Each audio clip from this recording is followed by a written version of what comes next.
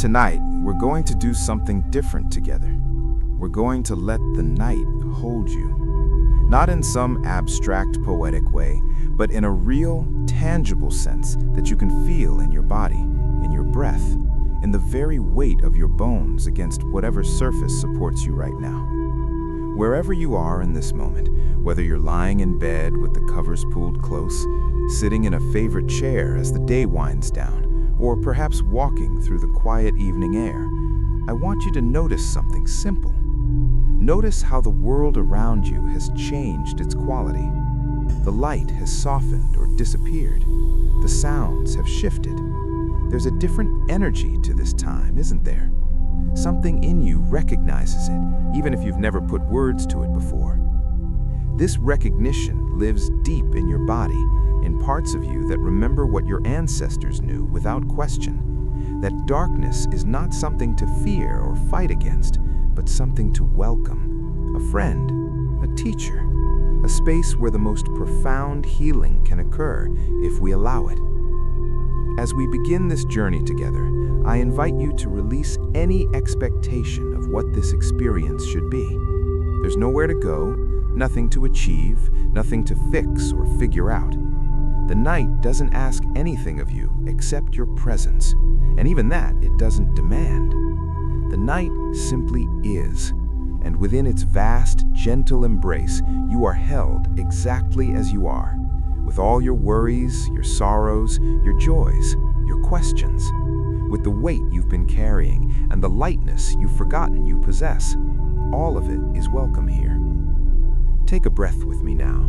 Let it be natural, easy, and as you exhale, imagine that you're releasing just the smallest bit of the tension you've been holding. Not all of it, not even most of it, just a fraction. That's enough for now. The night is patient. We have all the time we need. There's something remarkable that happens when darkness falls, something that modern life has taught us to overlook or even resist. We've become a species that fights the night, that floods our homes with artificial light, that schedules our most demanding work during hours when our ancestors would have been gathered around fires, telling stories, or settling in to sleep. We've lost touch with an ancient understanding, one that every culture throughout human history has recognized in its own way. The understanding that nighttime is not merely the absence of day, but a presence unto itself. A sacred space with its own gifts, its own wisdom, its own particular form of healing. When the sun sets and darkness begins to spread across the landscape, a transformation occurs, not just in the world around us, but within us. Our bodies know this, even when our minds have forgotten. Deep in our cells, in the very structure of our biological clocks, we carry the memory of millions of years of evolution, millions of nights when our ancestors looked up at the stars and felt both their smallness and their connection to something vast and mysterious.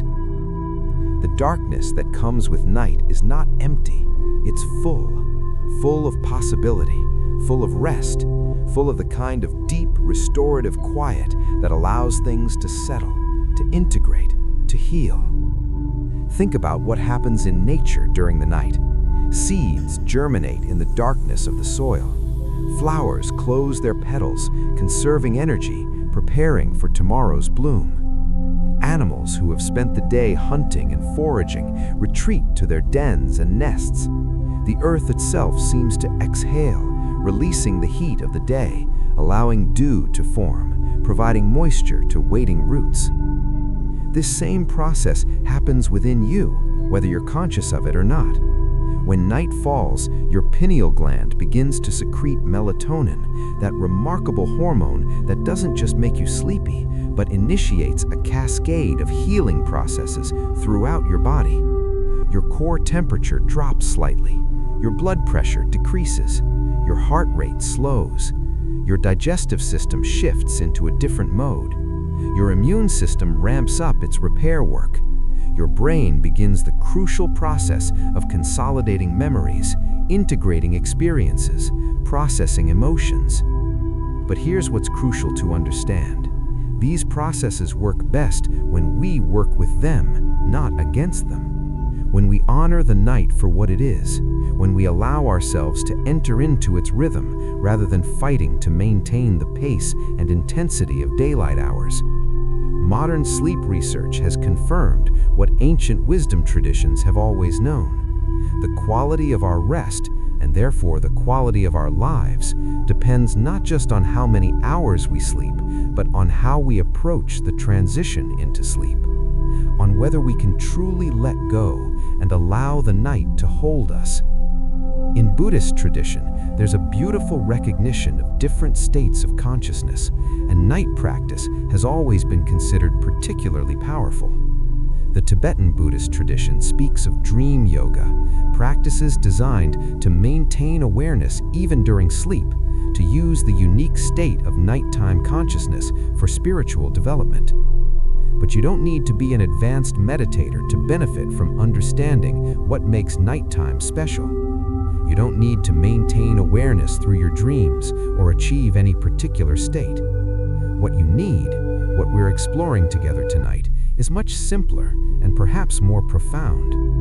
You need to learn how to surrender to the night, how to trust it, how to let it hold you in a way that allows deep emotional release, the kind of release that doesn't happen when we're striving and doing and managing our way through daylight hours. There's a reason why so many of our most intense emotional experiences happen at night, why grief feels heavier in the darkness, why anxiety can spiral in the hours before dawn, why breakthroughs and revelations often come in those liminal spaces between waking and sleeping. The night strips away many of the defenses we maintain during the day. It softens the boundaries between our conscious mind and the deeper currents of our emotional and spiritual lives. In the darkness, with fewer external stimuli to distract us, we come face to face with what we've been carrying, what we've been avoiding, what needs to be felt and acknowledged and ultimately released. This can feel threatening, and that's understandable. We've been taught to fear the darkness, to associate it with danger, with the unknown, with loss of control. These fears are not entirely unfounded. Our ancestors did face real dangers in the darkness, predators and hazards that were easier to avoid in daylight. But we've inherited these fears and amplified them, projected them onto the darkness itself, rather than recognizing them as responses to specific threats that no longer exist in most of our lives. The darkness itself is not the enemy. The night is not something to be conquered or endured. It's a gift, a space of possibility, a time when the ordinary rules of daytime consciousness don't apply, when we can touch parts of ourselves that remain hidden in the bright light of day, when we can access a different kind of knowing, a different kind of healing. In many indigenous cultures around the world, night has always been recognized as a time for ceremony, for healing work, for connecting with the spirit realm. The Aboriginal peoples of Australia speak of the dream time, that eternal, sacred dimension that is accessed through both sleep and ceremonial practices conducted in darkness. Native American traditions include night vigils, darkness retreats, and ceremonies timed to specific phases of the moon. In ancient Egypt, the journey through the night was understood as a journey through the underworld, a necessary passage that led to rebirth and renewal with each dawn. These aren't quaint cultural practices that have been superseded by modern understanding. They're expressions of a deep wisdom about human consciousness and healing, a wisdom that modern neuroscience and psychology are only beginning to fully appreciate. When we create sacred space Around nighttime, when we honor it rather than simply collapsing into it exhausted, something shifts. We're no longer just sleeping. We're participating in a healing process that engages body, mind, and spirit. The Buddhist concept of the middle way has powerful applications here. We're not talking about forcing ourselves to achieve perfect sleep or attain some idealized state of nighttime consciousness. We're not adding another item to a list of things we should be doing better. Instead, we're removing obstacles. We're creating conditions. We're learning to get out of our own way so that the natural healing intelligence of the body and mind can do what it already knows how to do. Think about a river for a moment. When a river flows freely, it's constantly cleaning itself, oxygenating its waters, supporting life throughout its length. But when we dam it up, when we divert it, when we fill it with pollutants, the river sickens, it becomes stagnant. The same is true of our emotional and energetic life. When we allow natural processes to flow, when we don't dam everything up with resistance and avoidance and busyness, healing happens naturally. Release happens naturally. Night is the time when many of these natural processes can flow most freely, if we let them. The darkness provides cover, in the best sense of that word. It provides a kind of privacy, even from ourselves. In the darkness, we can let down our guard. We can cry without worrying about who might see. We can feel what we've been not feeling all day. We can acknowledge truths that are too scary or too painful to face in the harsh light of day. But night also provides something else, something equally important. It provides distance. The problems that seemed overwhelming at 2 in the afternoon often feel different at 10 at night. Not because they've changed, but because we've changed. The dimmer light, the quieter atmosphere, the slower pace, all of these shift our perspective. We can see things from a different angle. We can step back from the immediate press of circumstances and remember the larger picture. This is part of what makes nighttime such a powerful space for Buddhist practice, particularly practices related to letting go and emotional release. During the day, we're caught up in the 10,000 things, as the Buddhists call the endless stream of experiences, obligations, and distractions that make up our waking life. At night, especially as we prepare for sleep, there's a natural winnowing that happens. The 10,000 things reduce to 100 things, then to 10, then to just a few essential truths about what we're carrying and what needs our attention. The ancient Chinese philosopher Lao Tzu, whose teachings influenced the development of Zen Buddhism, spoke about the power of emptiness, of allowing space, of not doing. He wrote about how the usefulness of a bowl lies in its emptiness, how the usefulness of a room lies in its empty space. Night is like this. It's the empty space in the day, and its usefulness lies precisely in that emptiness. In the absence of the usual stimuli and demands, we have room to simply be, room to feel, room to release. And here's what's beautiful. You don't have to make any of this happen. You don't have to work at it or perfect it or get it right. The night offers its gifts freely. Your body knows how to rest. Your heart knows how to release. Your mind knows how to quiet. These are not skills you need to learn.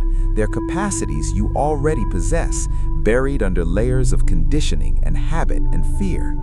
All we're doing in this practice is creating conditions that allow these natural capacities to emerge. As we move deeper into this exploration tonight, you'll learn specific practices, specific ways of working with your breath and your body and your attention that can facilitate deep emotional release. But I want you to hold all of it lightly. These are not rules or requirements, they're invitations, experiments, ways of being with the night and with yourself that thousands of years of contemplative practice have found helpful.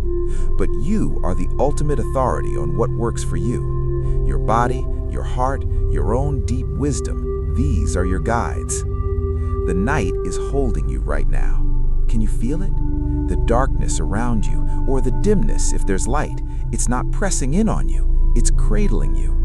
The sounds of the night, whether it's the hum of distant traffic, the whisper of wind, the chirp of insects, the silence itself, all of it is creating a container for your experience. You're safe here. You can let yourself be held. You can trust the night to do what the night has always done, provide a space for rest, for dreams, for the quiet work of integration and healing that happens below the threshold of conscious awareness. This is where we begin, not with doing, but with allowing, not with striving, but with receiving. The night asks nothing of you except your presence, your willingness to be here, now, exactly as you are. And that's enough. That's more than enough. That's everything. The ancient wisdom of darkness. Long before humans invented electric lights, before we learned to extend our days artificially into the hours that were meant for rest, we had a different relationship with darkness. We understood it not as something to conquer or eliminate, but as a necessary complement to light, as essential and valuable in its own right. Every ancient wisdom tradition recognized this. In their cosmologies, their myths, their spiritual practices, darkness held a place of honor and power. In the beginning, according to countless creation stories from around the world, there was darkness. Not darkness as absence, but darkness as potential. The darkness that preceded creation was understood as a vast, pregnant void, full of possibility, waiting to birth the world into being. The ancient Egyptians spoke of noon, the primordial waters of chaos and darkness from which all life emerged. The Hindu tradition describes the cosmic darkness before creation, the absolute consciousness of Brahman that contains all potentiality. In the Hebrew Bible, before God spoke light into being, darkness was over the surface of the deep. This understanding, that darkness comes first, that it's the ground from which light emerges, this isn't just ancient mythology, it's reflected in the very biology of life on Earth. Each of us began our individual existence in darkness, in the darkness of the womb. For 9 months, we grew and developed without ever seeing light, nourished and protected by the darkness of our mother's body. Our first experience of being alive was an experience of darkness. And that darkness wasn't empty or frightening or bad. It was home. It was safety. It was the very condition that made our growth possible. When we enter into sleep each night, we're returning, in a sense, to that original darkness. Not the literal darkness of the womb, but a psychological and spiritual darkness where the ordinary structures of waking consciousness dissolve and we enter a different mode of being. The ancient Greek mystery schools understood this. They conducted their most sacred initiations in darkness, in underground chambers where participants would spend days without light, undergoing profound psychological and spiritual transformations. They knew that certain kinds of growth, certain kinds of insight could only happen in darkness. The word occult, which modern usage has laden with negative connotations, originally simply meant hidden. It referred to knowledge and experiences that are concealed, that exist beneath the surface of ordinary awareness. Night is occult in this original sense. It hides things, not to keep them from us, but to provide the conditions under which we can discover them in a different way. In the brightness of day, we see surfaces, outsides, the way things appear. In the darkness of night, we can touch what's interior, hidden, deep. Buddhist meditation masters have long recognized the particular power of nighttime practice. The Tibetan teacher Chogyam Trungpa Rinpoche spoke about the importance of dark retreat, extended periods of practice conducted in complete darkness. In such retreats, practitioners report profound experiences of dissolution, of the usual boundaries of self becoming permeable, of deep fears surfacing and being released. These aren't just interesting spiritual experiences, they're opportunities for fundamental transformation of how we relate to ourselves and reality. But you don't need to spend weeks in a dark cave to access the benefits of nighttime practice. Every night offers its own kind of retreat. Every time you close your eyes to sleep, you're entering a darkness retreats of sorts. The question is whether you can enter it consciously, whether you can recognize it as an opportunity rather than simply a necessity, whether you can work with the unique properties of darkness rather than just waiting for it to be over. One of those unique properties is the way darkness affects our sense of self. During the day, we're constantly being reminded of our identity, our role, our place in the social world. We see our face in mirrors, we interact with others who know us and have expectations of us, we wear clothes that express certain aspects of our identity. We occupy spaces that reinforce who we think we are. All of this creates and maintains a strong sense of a separate, defined self. But when darkness falls, especially when we're alone, many of these reinforcements disappear. We can't see our reflection, we're not performing for anyone, the usual markers of identity become less relevant. This can be disorienting, and that disorientation is precisely what makes darkness so powerful for practices of letting go. The emotional baggage we carry is often tied to our sense of identity. We think of ourselves as someone who was hurt in a particular way, someone who failed at something important, someone who lost something or someone precious. These stories about who we are feel very solid during the day, but in the darkness, they can loosen. We can touch the part of ourselves that exists before and beyond these stories. The ancient Chinese tradition of Taoism has a beautiful concept called Wu Wei, often translated as non-action or effortless action. It refers to a way of being that aligns with the natural flow of things, that doesn't force or strain or push, but instead moves with grace and ease, accomplishing what needs to be accomplished without struggle. Night embodies Wu Wei. The darkness doesn't try to be dark, it simply is. The night doesn't work at being restful. Rest is its nature. When we can align ourselves with this quality of the night, when we can stop trying so hard and simply allow ourselves to be held by the darkness, remarkable things become possible. Emotions that we've been holding on to, sometimes for years or decades, can release. Not because we've done something to make them release, but because we finally stopped doing the things that were keeping them locked in place. We've stopped gripping, we've stopped resisting, we've stopped pretending. And in that stopping, in that surrender to the natural emptiness and fullness of the night, there's space for whatever needs to move, to move. The ancient Egyptians had elaborate teachings about the night journey of the soul. They believed that Ra, the sun god, traveled through the underworld each night, facing challenges and dangers, dying and being reborn each dawn. This wasn't just a story about the sun, it was a map of psychological and spiritual transformation. The underworld, the realm of darkness and night, was where the work of death and rebirth happened, where old forms dissolved so that new life could emerge.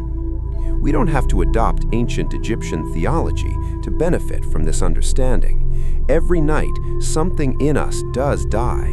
The version of ourselves that woke up this morning with all its plans and worries and certainties, that version dissolves in sleep.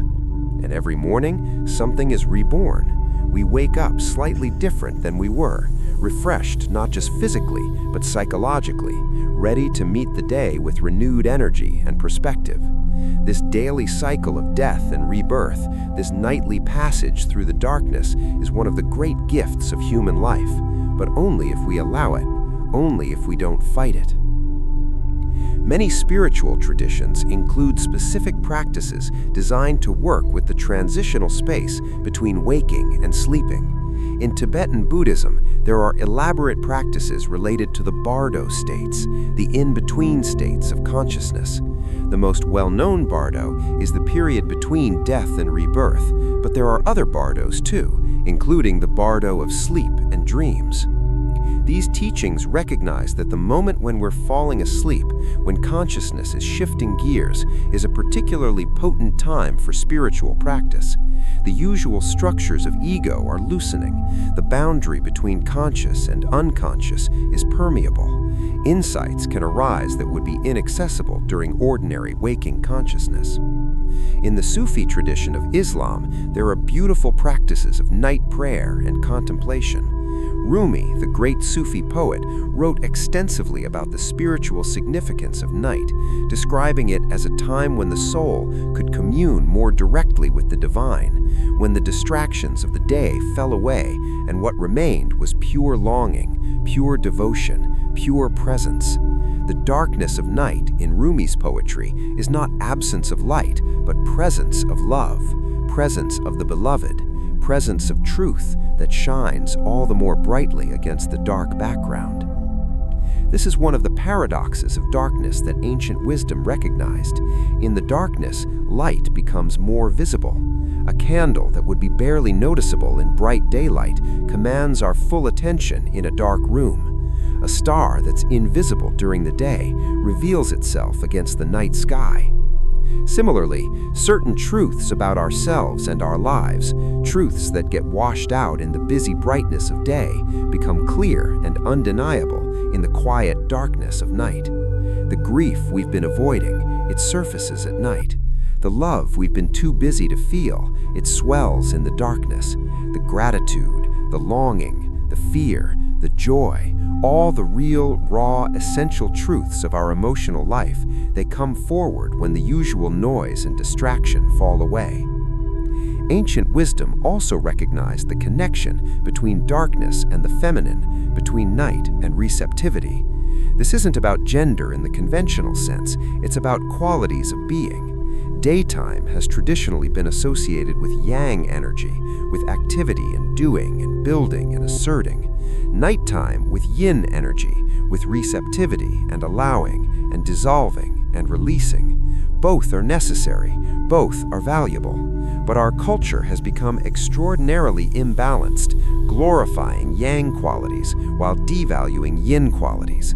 We've forgotten how to receive, how to allow, how to simply be rather than always doing. Night invites us back into that receptive mode. In the darkness, we can't see clearly enough to work effectively, to build, to strive. Our eyes, which during the day reach outward to grasp the world, in darkness turn inward. Our attention, which during the day scatters across 1,000 objects and tasks, in nighttime gathers and concentrates. This gathering, this turning inward, this receptivity, these are not weakness, they're a different kind of strength. The strength of the root that grows down into the dark soil, the strength of the seed that swells in the darkness underground, the strength of the baby that grows in the darkness of the womb. When we resist the night, when we flood our homes with light and fill our evenings with stimulation and activity, when we push ourselves to maintain daytime levels of energy and productivity right up until we collapse into bed, we're rejecting this receptive mode. We're rejecting the yin half of existence, and we pay a price for that rejection. We become depleted, burnt out, disconnected from our deeper self and deeper wisdom. We lose touch with our intuition, with our creativity, with our capacity for wonder and mystery. Ancient wisdom also understood something else crucial about darkness. They understood that darkness is not uniform. There are many kinds of night, many qualities of night. There's the darkness of the new moon, when the sky is at its darkest, when the stars shine their brightest, when the sense of vastness and mystery is most palpable. There's the darkness of the full moon, gentler, suffused with silver light, more visible and familiar. There's the darkness of early evening, still holding the warmth and energy of day, transitional and expectant. And there's the darkness of the hours before dawn, cool and still, and somehow expectant, waiting for the return of light. Each of these darknesses has its own quality, its own energy, its own gifts. And within each night, within each period of sleep, we cycle through different kinds of darkness, different states of consciousness. The light sleep of early evening, the deep dreamless sleep of midnight, the REM sleep of the early morning hours, rich with dreams and neurological processing. Ancient wisdom didn't have the terminology of modern sleep science, but it recognized these rhythms, these variations, and it honored them. In Ayurvedic medicine, the traditional healing system of India, night is divided into different periods, each governed by different energies and qualities. The early evening, from sunset to about 10 o'clock, is considered the kapha time, heavy and earthy, ideal for winding down and preparing for sleep. The late night, from 10 to 2 in the morning, is pitta time, when metabolic and transformative processes are most active. The early morning, from 2 to 6, is vata time, light and mobile and creative. These aren't arbitrary divisions. They reflect observable patterns in human physiology and consciousness. patterns that we can work with rather than against. This ancient wisdom about the night, about darkness, about the cyclical nature of consciousness and the necessity of receptivity and rest, all of this isn't separate from Buddhist wisdom about letting go and emotional release. It's the foundation for it. Because the teachings of Buddhism about non-attachment, about impermanence, about the suffering caused by clinging, all of these teachings are fundamentally about working with reality as it is rather than as we wish it to be. And reality includes darkness. Reality includes night. Reality includes the necessity of letting go of the day, releasing into sleep, surrendering control, trusting the process of rest and renewal. When we can embrace the darkness, when we can enter the night not as something to be endured, but as something to be honored and even celebrated, we're practicing acceptance at a fundamental level. We're saying yes to how things are, yes to cycles and rhythms, yes to the need for rest, yes to the unknown and unknowable, yes to letting go. And in that yes, in that fundamental acceptance and embrace of the night and all it represents, we create the conditions for deep healing. Not healing that we force or manufacture, but healing that arises naturally when we stop resisting, stop fighting, stop trying to be other than we are. The ancient wisdom knew this. The darkness knows it. The night knows it. And somewhere deep inside you, beneath all your fear and resistance and conditioning, you know it too. Tonight, we're going to remember together. We're going to reclaim that ancient understanding. We're going to let the night hold us and discover what becomes possible when we stop fighting and surrender to its deep, gentle embrace. Understanding our resistance to rest. There's something paradoxical about human beings and rest. We need it. We know we need it. We can feel in our bodies and our minds when we're not getting enough of it. And yet we resist it.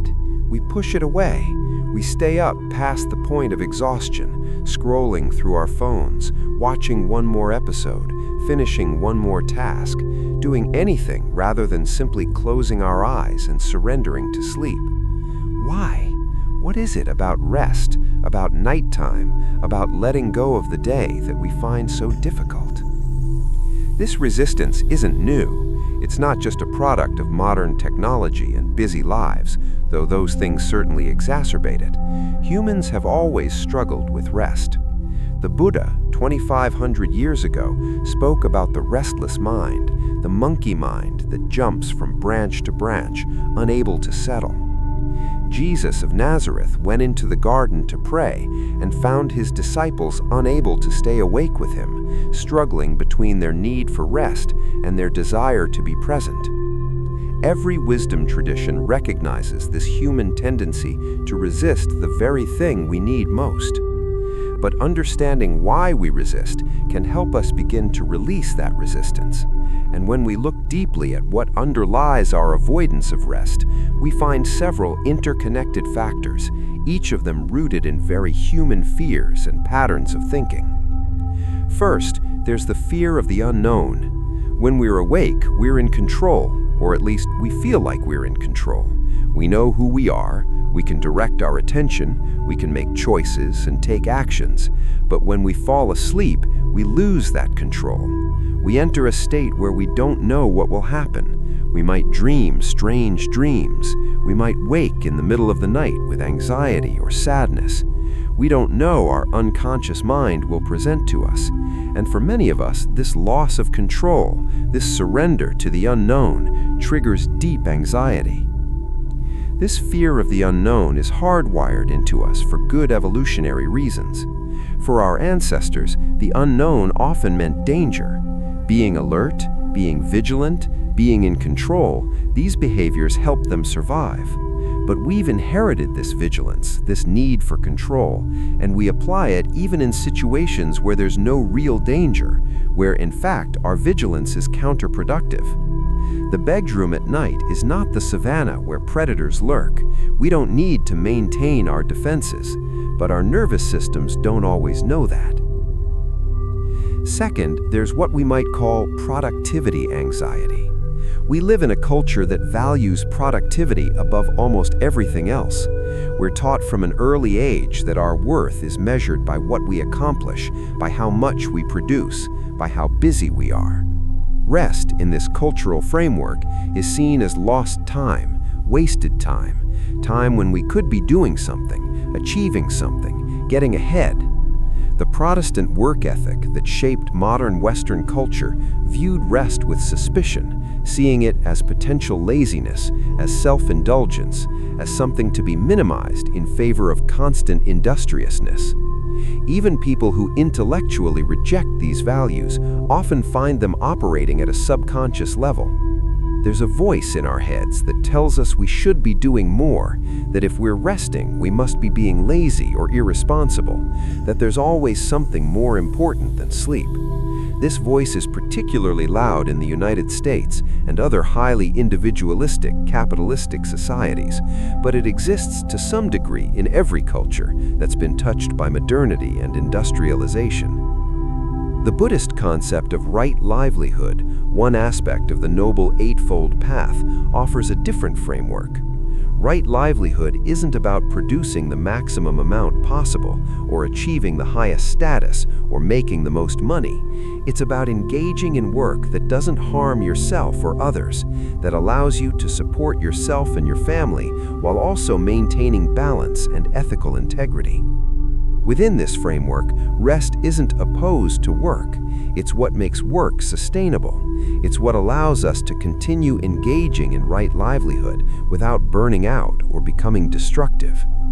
But recognizing this intellectually and feeling it in our bones are two different things.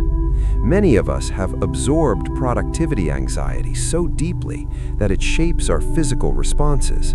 We feel guilty when we rest. We feel anxious when we're not being productive.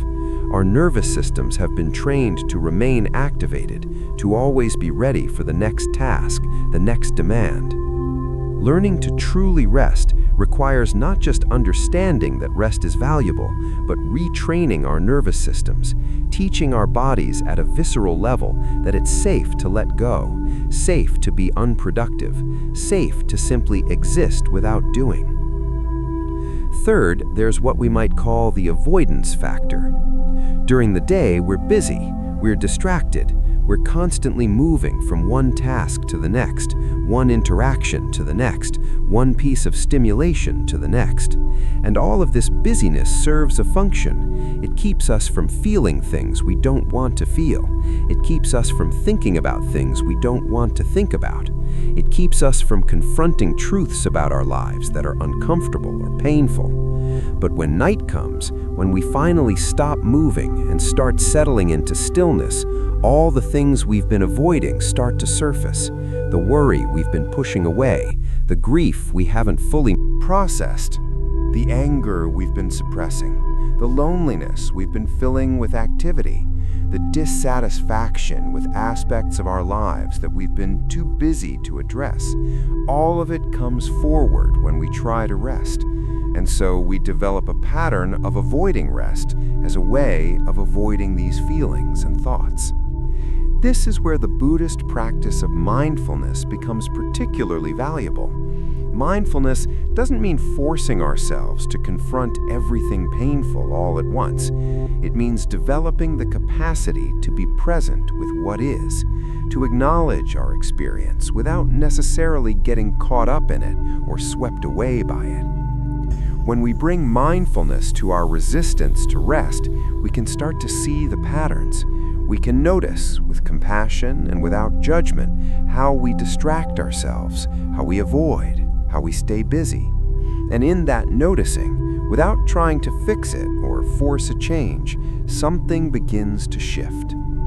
There's also a fourth factor, particularly relevant in our current moment. That's the addiction to stimulation.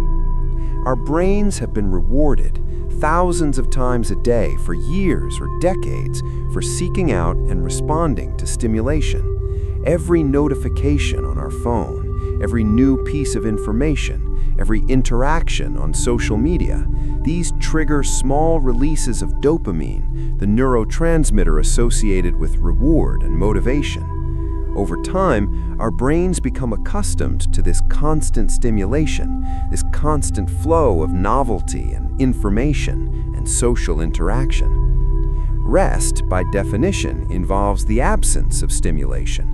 When we try to rest, to settle into quietness and stillness, our brains start craving their regular dose of dopamine. We feel restless, bored, anxious. We reach for our phones almost involuntarily. We turn on the TV. We find something, anything, to provide that hit of stimulation that our brains have come to expect. This isn't weakness or lack of willpower. It's a neurological pattern that's been established through repetition and reinforcement. Breaking this pattern, or at least loosening it, requires patience and compassion. It requires recognizing that our brains have been trained in a certain way and that retraining takes time. It requires creating new patterns, new associations, new sources of reward. Gradually, we can teach our brains that the deep rest and the emotional release that come with truly settling into the night have their own rewards, rewards that are actually more satisfying and more nourishing than the shallow, jittery rewards of constant stimulation. Beyond these specific factors, there's something deeper underlying our resistance to rest. There's a fundamental human difficulty with letting go. The Buddha identified this as one of the root causes of suffering. We cling to things, we grasp, we hold on. We do this with physical objects and relationships and ideas, and crucially, with our sense of control and our sense of self. Resting requires letting go of all of that, at least temporarily.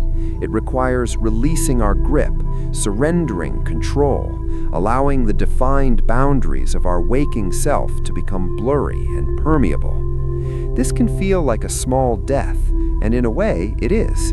The person who falls asleep is not quite the same as the person who wakes up. Something has been released. Something has been transformed. The Zen teacher Shunryu Suzuki spoke about this, saying that we should approach each moment, including the moment of falling asleep, as if it were our last moment. Not in a morbid sense, but in the sense of complete release, complete letting go, complete acceptance of what is.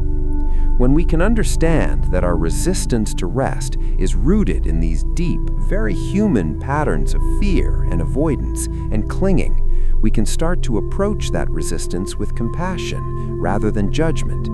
We can say to ourselves, of course this is difficult. Of course I'm resisting. My brain has been trained to remain vigilant. My nervous system has been activated for hours or days or years. I've been taught to value productivity over rest. I've been using busyness to avoid uncomfortable feelings. Of course, letting all of that go feels threatening. This compassionate understanding is itself the beginning of change. Buddhist teaching emphasizes that we can't force ourselves to let go. The very effort to let go is a form of grasping. But we can create conditions. We can notice our resistance without judging it. We can acknowledge our fears without letting them control us. We can gently, repeatedly, kindly invite ourselves into rest without demanding that we immediately succeed at it. One of the most helpful practices here is what's called noting in Buddhist meditation. When we notice resistance arising, when we feel ourselves tensing against the prospect of rest or fighting the onset of sleep, we can simply note it. Resisting, we might say silently to ourselves, or afraid, or planning, or worrying. We're not trying to stop these patterns, we're just acknowledging them, bringing them into the light of awareness.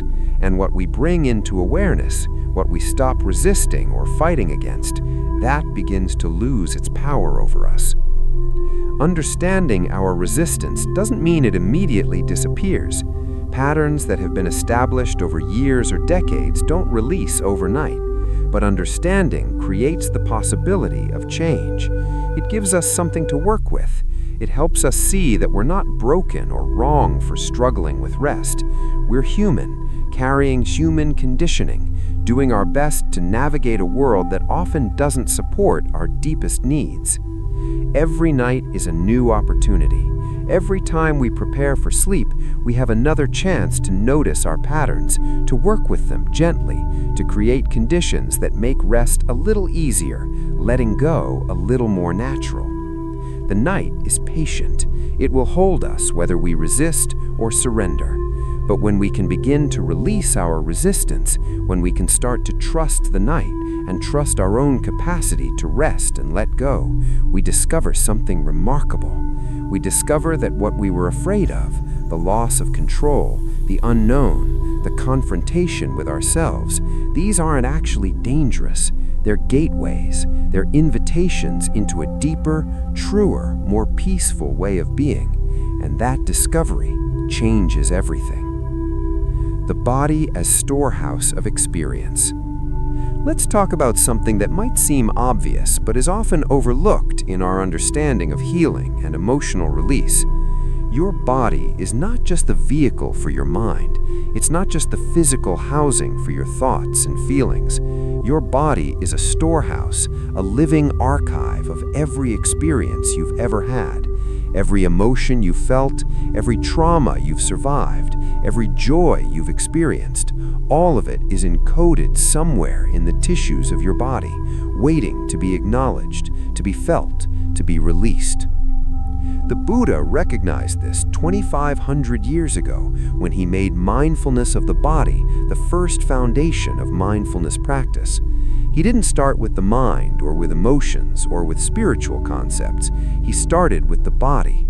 He taught his followers to notice their breath, to scan through their body systematically, to become aware of physical sensations as they arose and passed away. This wasn't just a technique for developing concentration, though it serves that purpose too. Was a recognition that the body is where we begin, where the deepest truths about our experience can be discovered and released. Modern neuroscience and psychology have confirmed what contemplative traditions have always known. Emotions are not just mental events, they're physical events. When you feel fear, your body releases stress hormones, your heart rate increases, your muscles tense, your breathing becomes shallow. When you feel love, your body releases oxytocin, your nervous system relaxes, your chest may feel warm and open, your face softens. Every emotion has a physical component, a bodily expression, and when we don't fully feel and release emotions as they arise, when we suppress them or avoid them or push them away, they don't disappear. They get stored in the body, creating patterns of chronic tension, patterns of holding that can persist for years or decades. Think about this for a moment. Think about how you hold your shoulders when you're stressed. Think about the knot in your stomach when you're anxious. Think about the tightness in your chest when you're sad. These aren't metaphors, they're literal physical phenomena. Your body is telling the truth about your emotional state, often more clearly than your conscious mind, which has learned to rationalize and explain and story around what you're really feeling. The practice of body scanning, which is central to both Buddhist meditation and modern mindfulness-based stress reduction, is essentially a practice of listening to this truth. When we bring gentle, non-judgmental attention to our body, moving through it systematically from head to toe or toe to head, we start to notice where we're holding tension, where we're numb, where we're open and relaxed. And in that noticing, something begins to shift. The patterns that have been unconscious become conscious. The tensions that have been habitual become optional. The emotions that have been locked in the body start to move and release. This is particularly powerful at night as we prepare for sleep. During the day, we're often so busy, so caught up in doing and managing and coping, that we don't have time or space to really feel what's happening in our bodies. But at night, when we finally stop, when we lie down and close our eyes, the body starts to speak more loudly. The aches and pains that we ignored during the day demand attention. The tension we've been carrying makes itself known. The emotions we've been suppressing start to rise to the surface, expressing themselves through physical sensations that we can no longer avoid. This can feel uncomfortable, even overwhelming at times. Many people report that they feel worse when they first start paying attention to their body, that they become aware of more tension, more discomfort, more unpleasant sensations than they realized they had. This is actually a sign that the practice is working. You're not creating these sensations, you're becoming aware of sensations that were already there, that you've been unconsciously bracing against or dissociating from. The first step in releasing is always awareness. We have to feel something before we can let it go. The Buddhist teacher Thich Nhat Hanh speaks beautifully about this process. He talks about greeting our emotions and physical sensations like old friends, with warmth and acceptance rather than judgment or aversion. "Hello, tension in my shoulders," we might say. "I see you. I know you're there. You're welcome here." This might sound simplistic, but it's profoundly transformative. When we can meet our physical experience with friendliness rather than resistance, when we can acknowledge what's present without immediately trying to fix it or get rid of it, the quality of that experience begins to change. Recent research in the field of somatic psychology has revealed fascinating details about how trauma and unprocessed emotions get stored in the body. When we experience something overwhelming, something our nervous system can't fully process in the moment, the energy of that experience can literally get frozen in the body. The muscles that tensed to run or fight if we couldn't complete those actions stay partially contracted. The nervous system that activated to deal with a threat, if the threat wasn't fully resolved, remains partially activated, creating a chronic state of hypervigilance and tension. This is why traditional talk therapy, while valuable, isn't always sufficient for healing trauma and releasing deep emotional patterns. You can understand intellectually what happened to you. You can tell the story of your trauma or your pain, but if the energy of that experience is still locked in your body, if your nervous system is still responding as if the threat is present, you won't fully heal. You need body-based approaches, practices that work directly with the physical, energetic dimension of your experience. Body scanning at night as you prepare for sleep offers a gentle, accessible way to begin this work of somatic release. You don't need a therapist or a specialized technique or any special equipment. You just need your attention, your breath, and a willingness to feel what's actually present in your body, even when it's uncomfortable. As you bring your attention to each part of your body, one region at a time, you might notice areas of tension, areas that feel numb or disconnected, areas that feel painful or uncomfortable. You don't need to do anything with these sensations. You just need to notice them, to breathe with them, to let them know they're seen and acknowledged. What happens next can vary. Sometimes, as you bring gentle attention to an area of tension, it starts to release on its own. The muscles soften, the tightness dissolves, warmth and ease flow back into the area. Sometimes, as you notice numbness or disconnection, sensation starts to return, and with it, emotions that were frozen or suppressed. You might find yourself suddenly crying or laughing, or feeling waves of anger or fear or sadness that don't have an obvious connection to your current circumstances. These are old emotions, stored emotions, finding their way to the surface and finally being released. Sometimes nothing seems to happen at all, or at least nothing obvious. The tension remains, the numbness persists, and that's okay too. This work isn't linear. It doesn't follow a predictable timeline. Your body releases what it's ready to release, when it's ready to release. Forcing or pushing creates more tension, more resistance. The practice is to keep showing up, keep offering gentle attention, keep creating the conditions for release without demanding specific results. There's a beautiful image from Taoist philosophy that's relevant here, the image of water wearing away stone. Water isn't aggressive, it doesn't force or push, it simply flows, consistently, patiently, over time, and eventually the hardest stone is worn smooth by its gentle, persistent presence. Your attention, your breath, your compassionate awareness, these are like water. As you consistently bring them to the held patterns in your body, those patterns gradually soften and release, not through force, but through gentle, repeated contact. The body scan itself can be done in many ways, but here's a simple approach that's particularly suited for nighttime practice. As you lie in bed, ready for sleep, start by bringing your attention to the top of your head. Notice any sensations there without trying to change them. Tension, relaxation, warmth. Coolness, tingling, numbness, any and all sensations are welcome. Take a few breaths, just noticing. Then let your attention travel down to your forehead, your eyes, your cheeks and jaw. Move slowly, spending several breaths with each area. Notice any holding in your face, any tension around your eyes or in your jaw. Breathe into these areas, imagining your breath as gentle, warm light that soothes and relaxes. Continue down your neck, your shoulders, your upper back. These areas, for many people, hold enormous amounts of stress and unprocessed emotion. You might notice your shoulders hiking up toward your ears.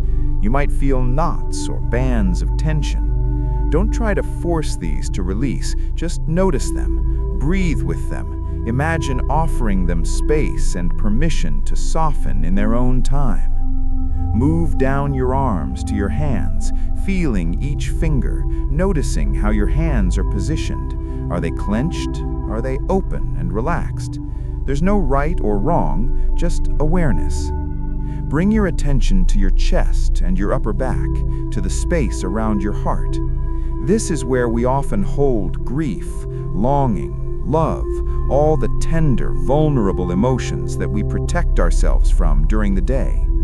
You might feel tightness here, or heaviness, or maybe a sense of openness and ease.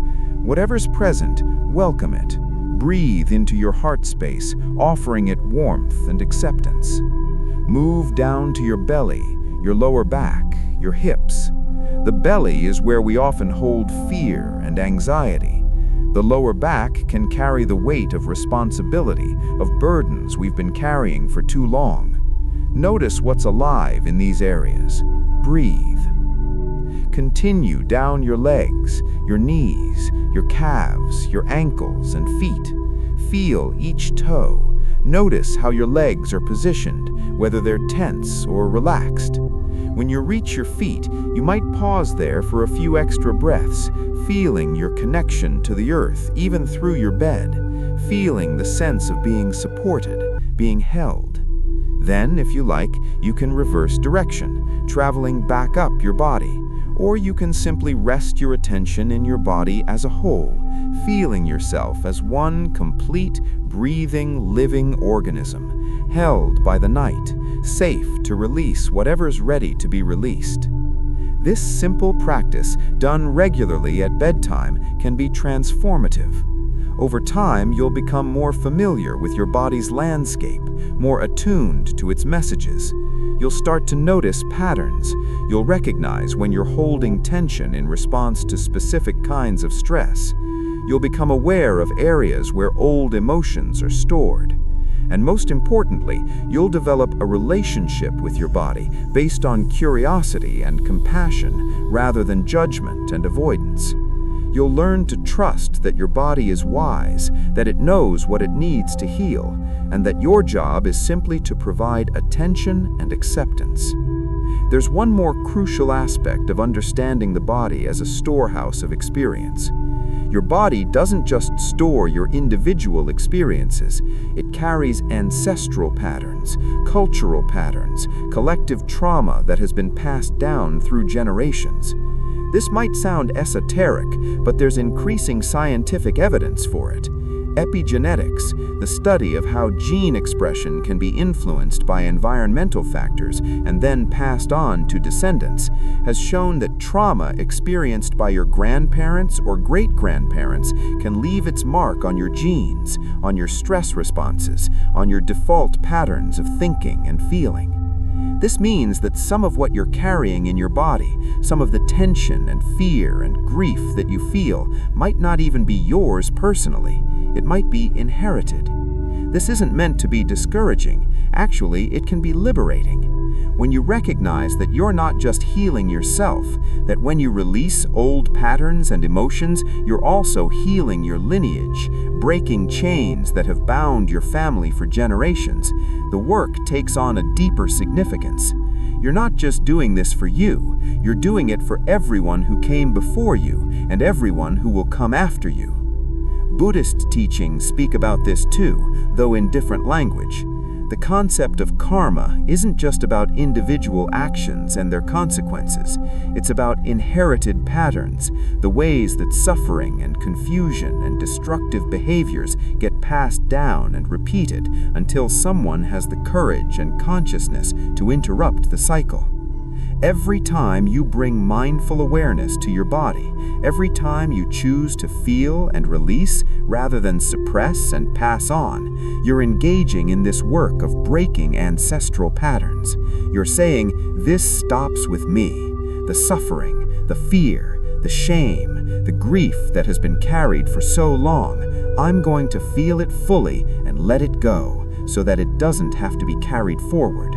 This is profound work. It's sacred work, and it happens not through dramatic interventions or complicated techniques, but through simple, consistent, compassionate attention to the reality of your physical experience. Your body is speaking to you always, in the tension of your shoulders, the knot in your stomach, the heaviness in your chest. It's telling you where you're holding on, where you need to release, where healing needs to happen. At night, in the quiet darkness, you have the opportunity to listen to these messages, to honor them, to respond with the compassion and attention they deserve. And in doing so, you're not just improving your sleep, or reducing your stress, or managing your emotions. You're participating in something much larger. You're allowing life to move through you without obstruction. You're letting old patterns dissolve so new possibilities can emerge. You're becoming a clearer, more open channel for the deepest wisdom of your being to express itself.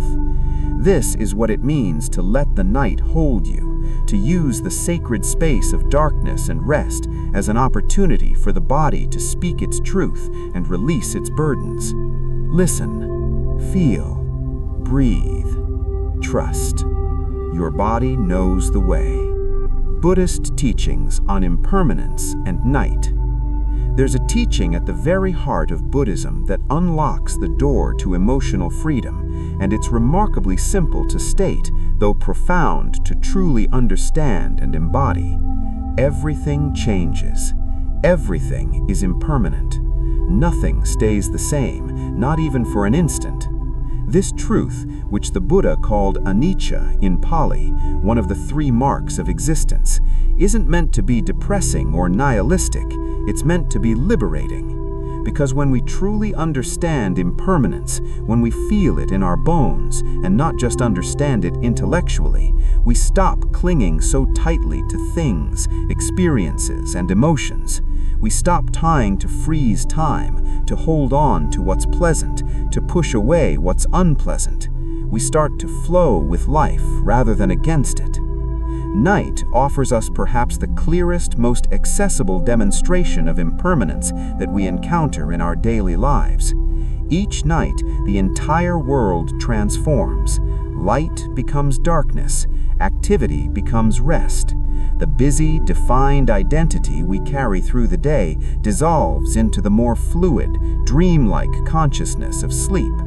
And then morning comes, and everything transforms again. This cycle, this constant dance between day and night, between waking and sleeping, between doing and being, is a lived experience of impermanence. We don't have to study philosophy or contemplate abstract concepts.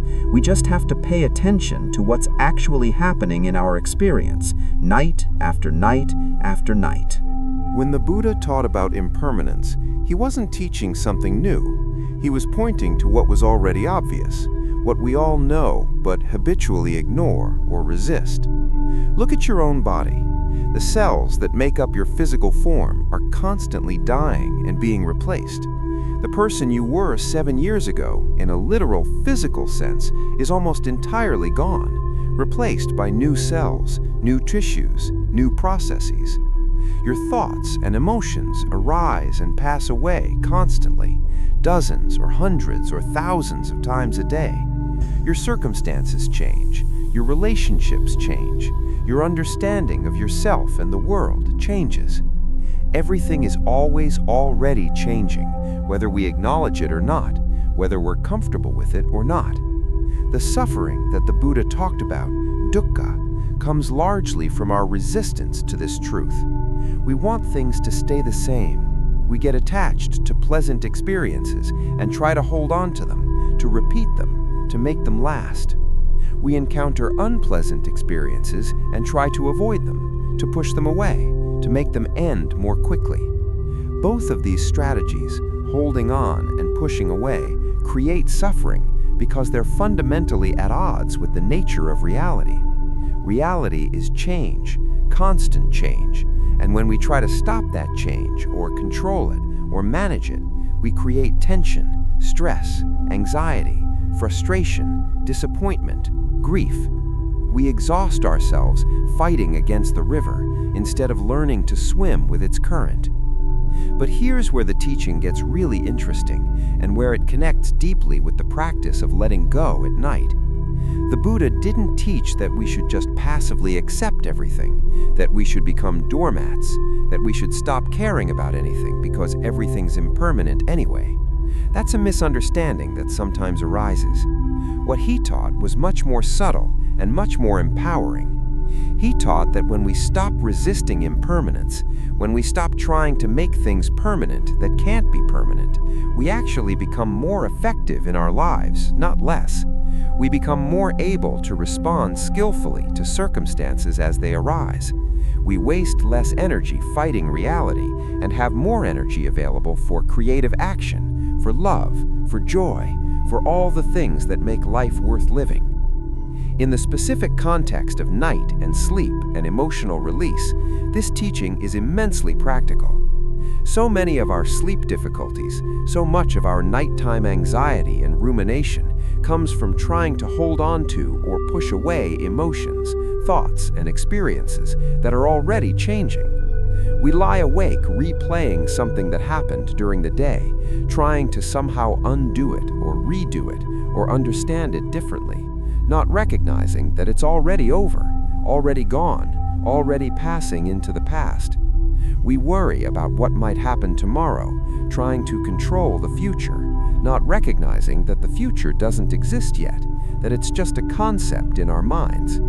We hold on to grief, to anger, to resentment, to old stories about ourselves, not recognizing that these too are constantly changing, that they only seem solid and permanent because we keep refreshing them, keep thinking the same thoughts, keep telling the same stories. The night invites us into a different relationship with impermanence. When we lie down to sleep, we're surrendering to a process that we can't control. We can't force ourselves to sleep, though we can certainly prevent it. We can't determine what we'll dream about. We can't guarantee how we'll wake up. All we can do is create conditions that make sleep likely, then let go and trust the process. This letting go, this trust, this surrender to something we can't control or predict, this is practice in accepting impermanence, in flowing with change rather than resisting it. Buddhist meditation traditions have developed specific practices for working with impermanence, and many of them are particularly powerful when done at night. One such practice is simply noting the arising and passing of physical sensations, thoughts, and emotions. You lie in bed, bringing gentle attention to your experience, and you notice things appearing and disappearing. A sensation of itching arises, persists for a few moments, disappears. A thought about tomorrow pops into your mind, develops for a few seconds, fades away. An emotion surfaces, moves through, changes into something else. Everything is in motion. Everything is process. Nothing is static or permanent. When you practice this way consistently, something remarkable happens. You start to recognize at a visceral level that thoughts and emotions are not solid things that you possess or that possess you. They're events, processes, movements of energy that arise based on conditions and pass away when those conditions change. This recognition doesn't make difficult emotions go away, but it changes your relationship to them. You can experience sadness without being convinced that you'll be sad forever. You can feel anger without identifying yourself as an angry person. You can notice fear without believing that the fearful scenario your mind is imagining is actually happening or will definitely happen. This shift in perspective, from seeing emotions and thoughts as things to seeing them as processes, is one of the most transformative insights that Buddhist practice offers. And night, particularly the transition into sleep, is an ideal time to cultivate this insight. Because as you lie there in the darkness, if you're paying attention, you can actually watch your waking consciousness dissolve. You can notice your thoughts becoming looser, less linear, more dreamlike. You can feel your sense of a solid, separate self becoming fuzzy around the edges.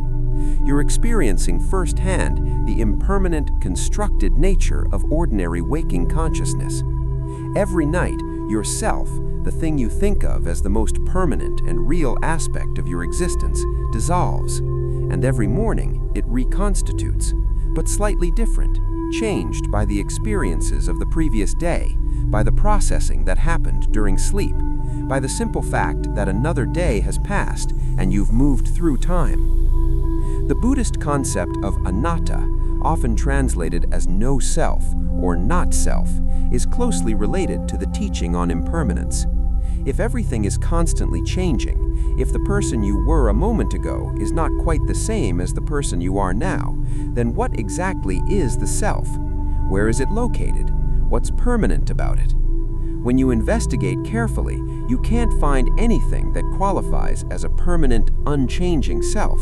There's a body, constantly changing. There are thoughts and emotions, constantly changing. There are memories, but even memories change over time, shifting and reconfiguring. There are habits and patterns, but these too can change. So what is it that we're referring to when we say I? This isn't meant to be a philosophical puzzle. It's an invitation to investigate your actual experience, and night offers a perfect laboratory for this investigation. As you fall asleep, where does your sense of self go? Where is the I that was so present and so solid a few minutes ago? And when you wake up in the morning, where does it come from? Does the same self return or a new one? These aren't questions that have simple answers, but asking them, sitting with them, letting them permeate your awareness as you transition into and out of sleep, this can profoundly shift your understanding of who and what you are. One of the most beautiful aspects of the Buddhist teaching on impermanence is that it points to both the challenge and the gift of human existence. The challenge is that we can't hold on to anything, can't make anything last, can't control the flow of change. The gift is that we also can't be permanently stuck in anything. No matter how much pain you're in, no matter how hopeless your situation. Situation feels, no matter how convinced you are that things will never change, impermanence guarantees that change is not just possible, but inevitable. The depression that feels crushing today will lighten. The grief that seems unbearable will soften. The anxiety that churns through your body will eventually quiet. Not because you've conquered it or figured it out, but simply because everything changes, including states of suffering. This is why working with impermanence at night is so powerful. You're taking the most difficult emotions and experiences, the ones you might have been carrying all day or all week or all year, and you're bringing them into contact with a space, the transitional space between waking and sleeping, where change is obvious and unavoidable. You're reminding yourself at a visceral level that these emotions, no matter how intense, are impermanent.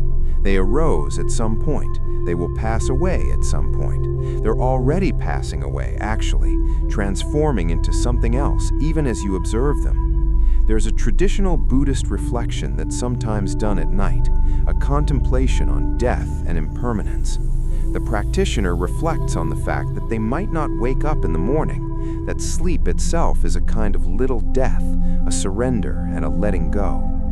This might sound morbid to Western ears, but it's actually profoundly life-affirming. When you recognize that your time is limited, that this very night might be your last, it changes how you approach the night. You're less likely to waste it in worry and rumination.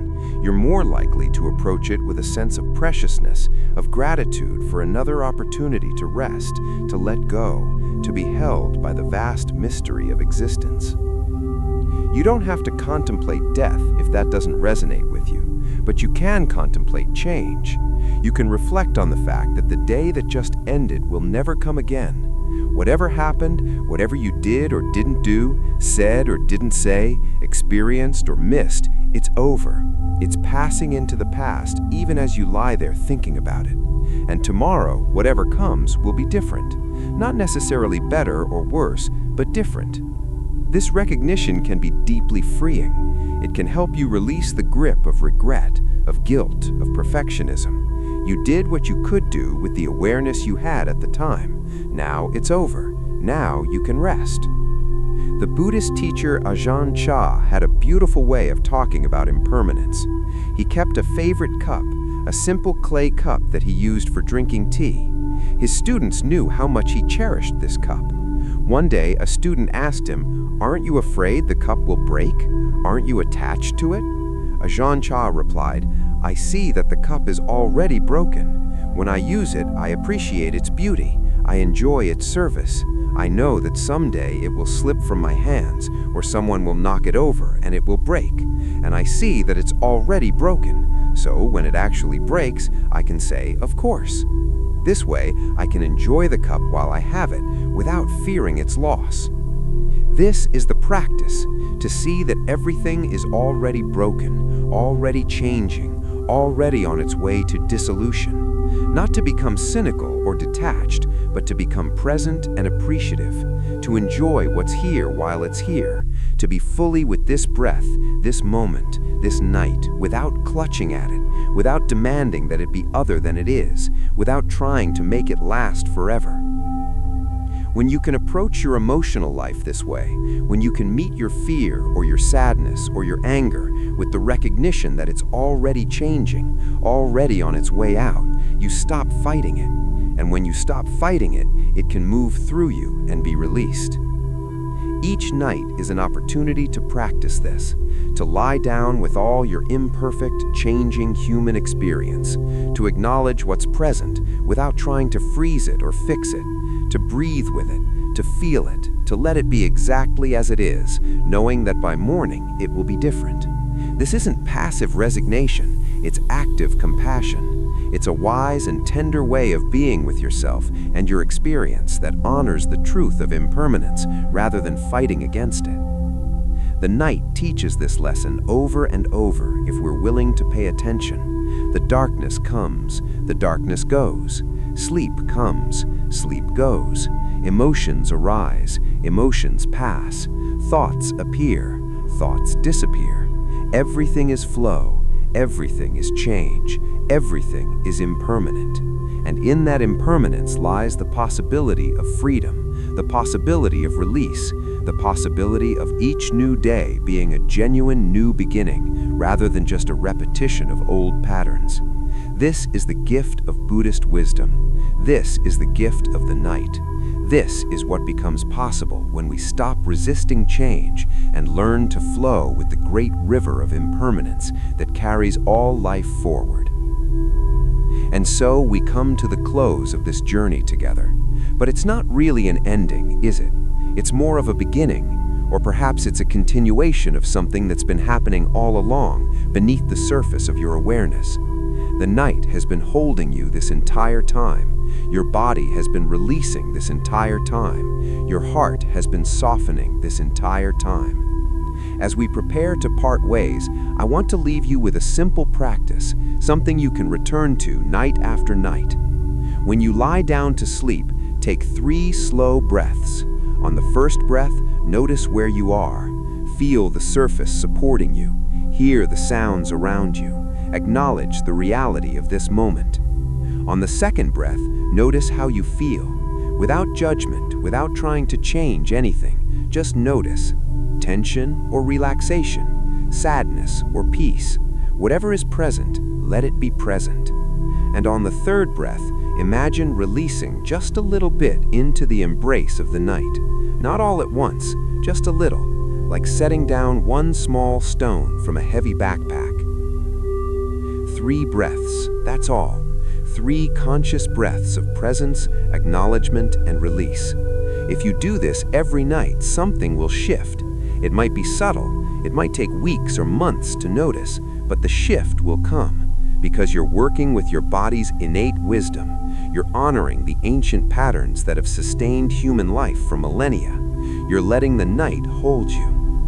Before I go, if this content has been helpful to you, if it's brought you some peace or insight or comfort, I'd be so grateful if you would like this video and subscribe to the Night Garden Mind channel. Your support allows me to continue creating these practices and sharing them with people like you who are looking for a gentler, more mindful way of being with themselves and with the night. For now, let yourself settle.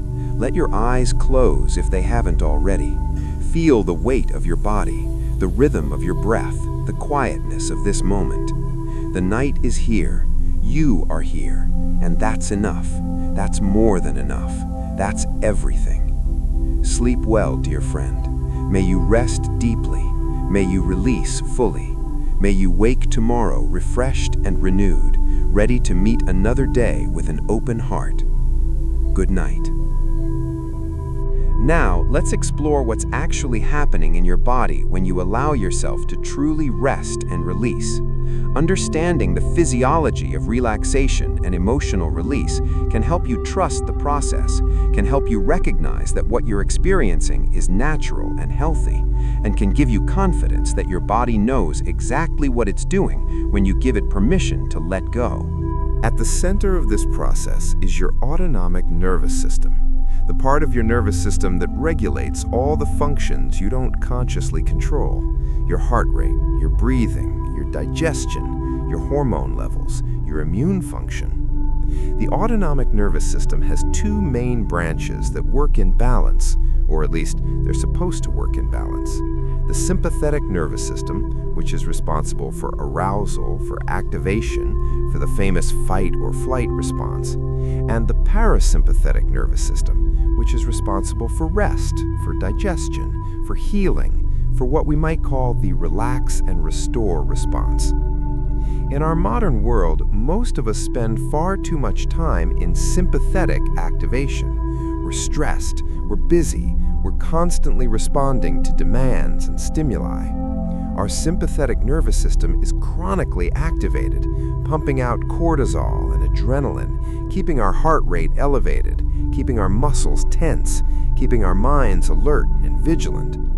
This made sense for our ancestors who faced intermittent, acute threats, but we face chronic, ongoing stress, and our bodies weren't designed for that. The result is that we become stuck in a state of sympathetic dominance, even when there's no actual threat present. The parasympathetic nervous system, meanwhile, becomes underactive. We lose touch with our natural capacity to rest deeply, to digest properly, to heal and restore.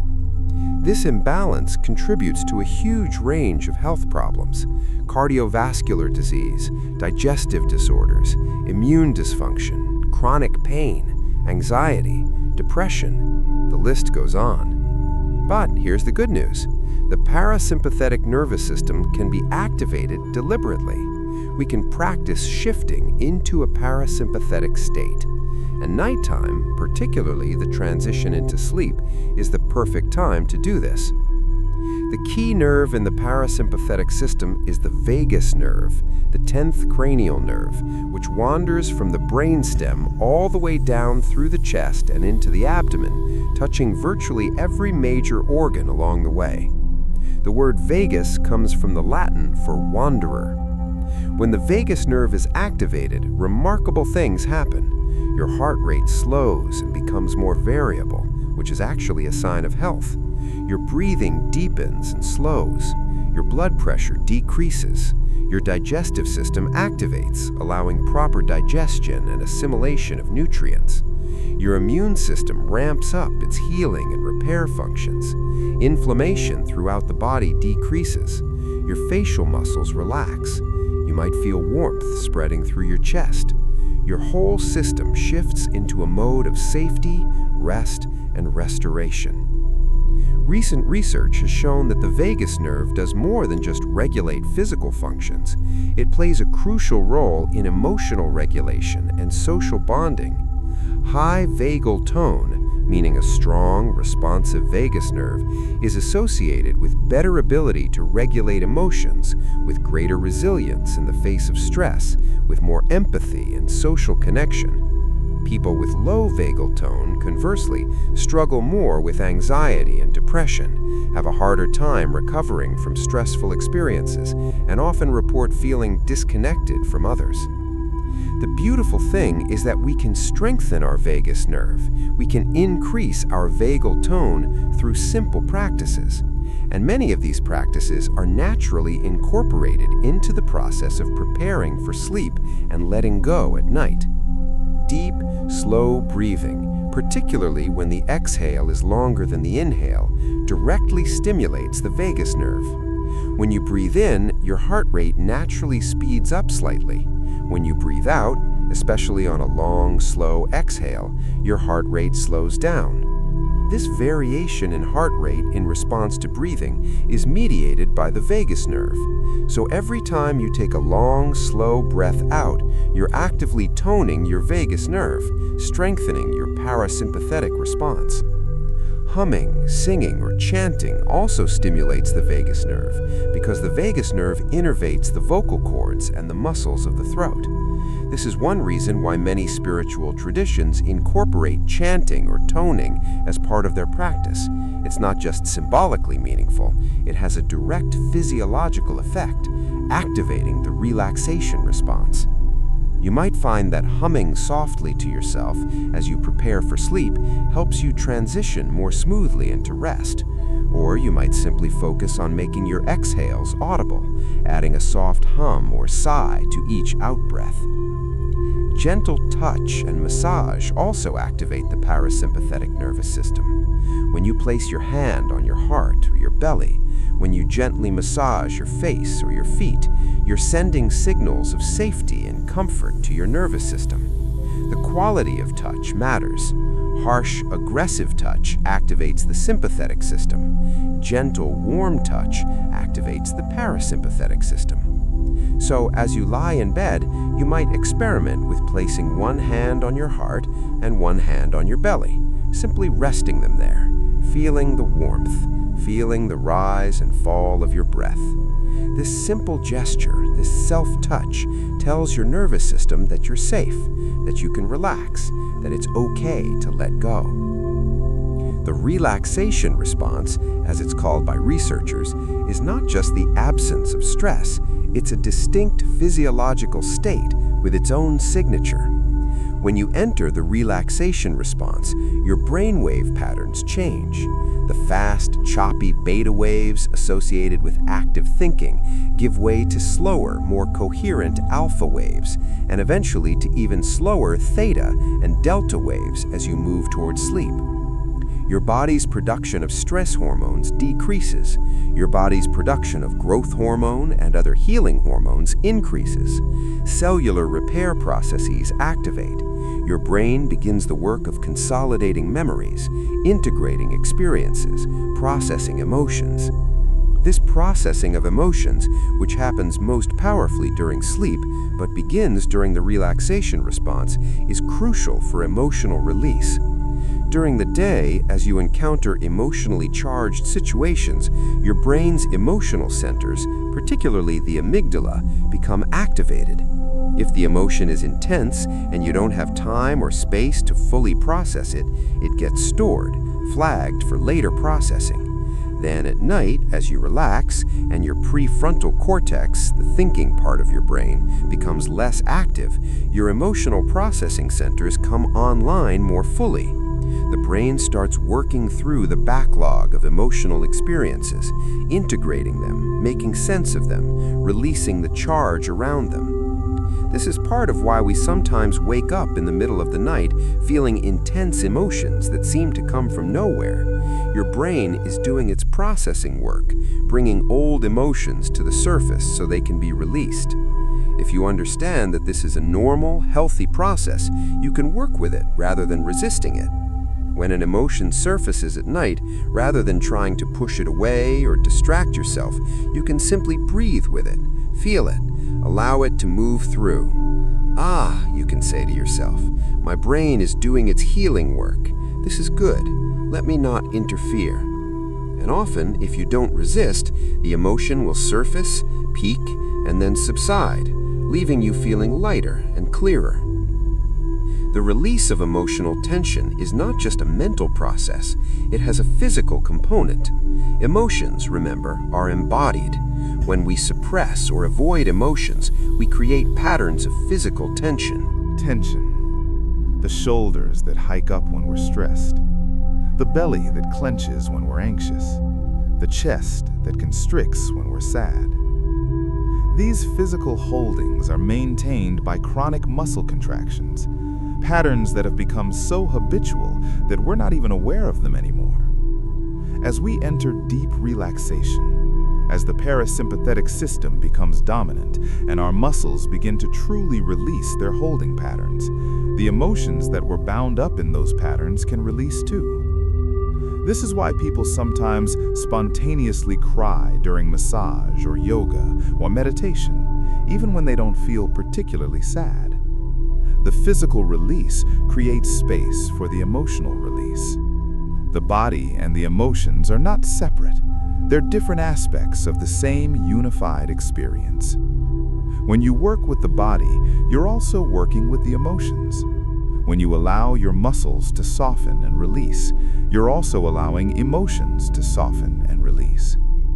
There's a concept in somatic psychology called titration, which means releasing emotional content in small, manageable doses rather than all at once.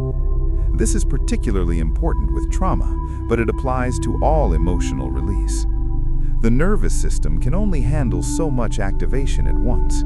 If we try to release everything all at once, we can become overwhelmed, and the nervous system will shut down or go into crisis mode. But if we allow release to happen gradually, at the pace the body can integrate, healing can happen safely and sustainably. Night naturally provides this titrated release. Each night, as you relax and prepare for sleep, a little bit of the emotional backlog gets processed and released. Not everything at once, just what your system is ready to handle. Over weeks and months of consistent practice, of regularly creating the conditions for deep rest and release, you gradually work through the accumulated emotional holding of years. You don't have to force it, or manage it, or figure it out. You just have to show up, night after night, creating the conditions, allowing the process to unfold at its own pace. The hormone melatonin, which is released by the pineal gland as darkness falls, plays a crucial role in this process. Melatonin doesn't just make you sleepy, it has profound effects throughout the body. It's a powerful antioxidant, protecting your cells from damage. It supports immune function. It has anti-inflammatory properties, and it facilitates the kind of neural processing that allows emotional integration and release. When you align your sleep schedule with natural darkness, when you dim the lights in the evening and avoid blue light from screens, you support your natural melatonin production and thus support the entire process of nighttime healing and release. Body temperature also plays a role. As you prepare for sleep, your core body temperature naturally drops. This cooling facilitates the transition into deep sleep and also supports the parasympathetic state. You can work with this by keeping your bedroom cool, by taking a warm bath or shower in the evening, which causes a cooling rebound effect as your body dissipates the heat, by using cooling bedding materials. These aren't just comfort measures, they're actively supporting your body's natural sleep and release processes.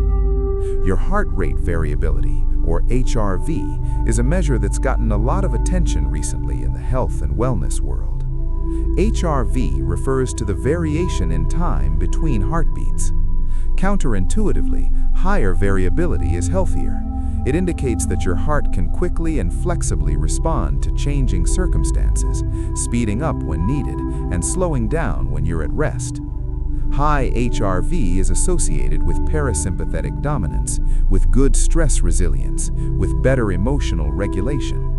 Low HRV is associated with chronic stress, with health problems, with emotional difficulty. Many of the practices we've discussed, slow breathing, meditation, time in nature, all of these improve HRV over time. And nighttime, when you're deeply relaxed or asleep, is when your HRV is naturally highest. You're giving your heart and your nervous system a chance to recalibrate, to reset to their most flexible, most resilient state. This nightly recalibration is essential for health. Without sufficient rest and parasympathetic activation, your HRV declines, your nervous system becomes less flexible, and you become more vulnerable to stress and emotional dysregulation. Understanding all of this, understanding the physiology of relaxation and release, helps you appreciate that what's happening when you truly rest is not passive, it's not lazy, it's not a waste of time, it's profoundly active healing work. Your body is regulating hormones, processing emotions, repairing tissues, consolidating memories, integrating experiences. All of this work happens best when you're in a deeply relaxed parasympathetic state, and nighttime, particularly the hours before sleep and the early stages of sleep, is when this state is most accessible.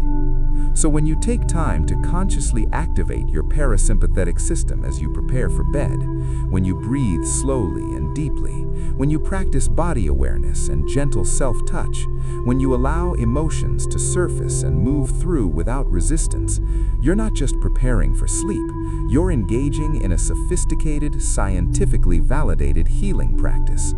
You're allowing your body to do what it's designed to do, what it knows how to do, what it desperately needs to do if you're to maintain physical and emotional health. Every exhale is an opportunity to activate your vagus nerve. Every moment of muscle release is an opportunity for emotional release. Every conscious transition to rest is an opportunity for your nervous system to recalibrate toward health and resilience. This is not metaphysical speculation. This is observable, measurable physiology. Your body is designed for this. It wants to do this. It's trying to do this all the time. Your only job is to get out of the way, to stop preventing it with chronic tension and avoidance and busyness, to create the conditions and then trust the process. The night supports you in this. The darkness, the quiet, the permission to stop and be still. All of this creates the ideal environment for deep parasympathetic activation and the emotional release that comes with it. Trust your body. Trust the process. Trust the night. The healing you seek is already underway. All you have to do is allow it. Moonlight and our inner rhythms. There's something ancient and mysterious about our relationship with the moon. Long before humans invented calendars or clocks, the moon marked time for us. Its phases structured our months. Its light illuminated our nights. Its gravitational pull moved the tides, and those same tides, research is now showing, move something within us as well. The moon is not just a distant celestial object, it's intimately woven into the rhythms of life on Earth, and that includes the rhythms of human consciousness, emotion, and sleep. Recent scientific studies have confirmed what traditional cultures have always known. Human sleep patterns are synchronized with the lunar cycle. In the days leading up to a full moon, people go to bed later and sleep less. This pattern holds true whether you live in a rural area without electricity, where the moon's light is obvious and significant, or in a modern city flooded with artificial light, where you might not even know what phase the moon is without checking.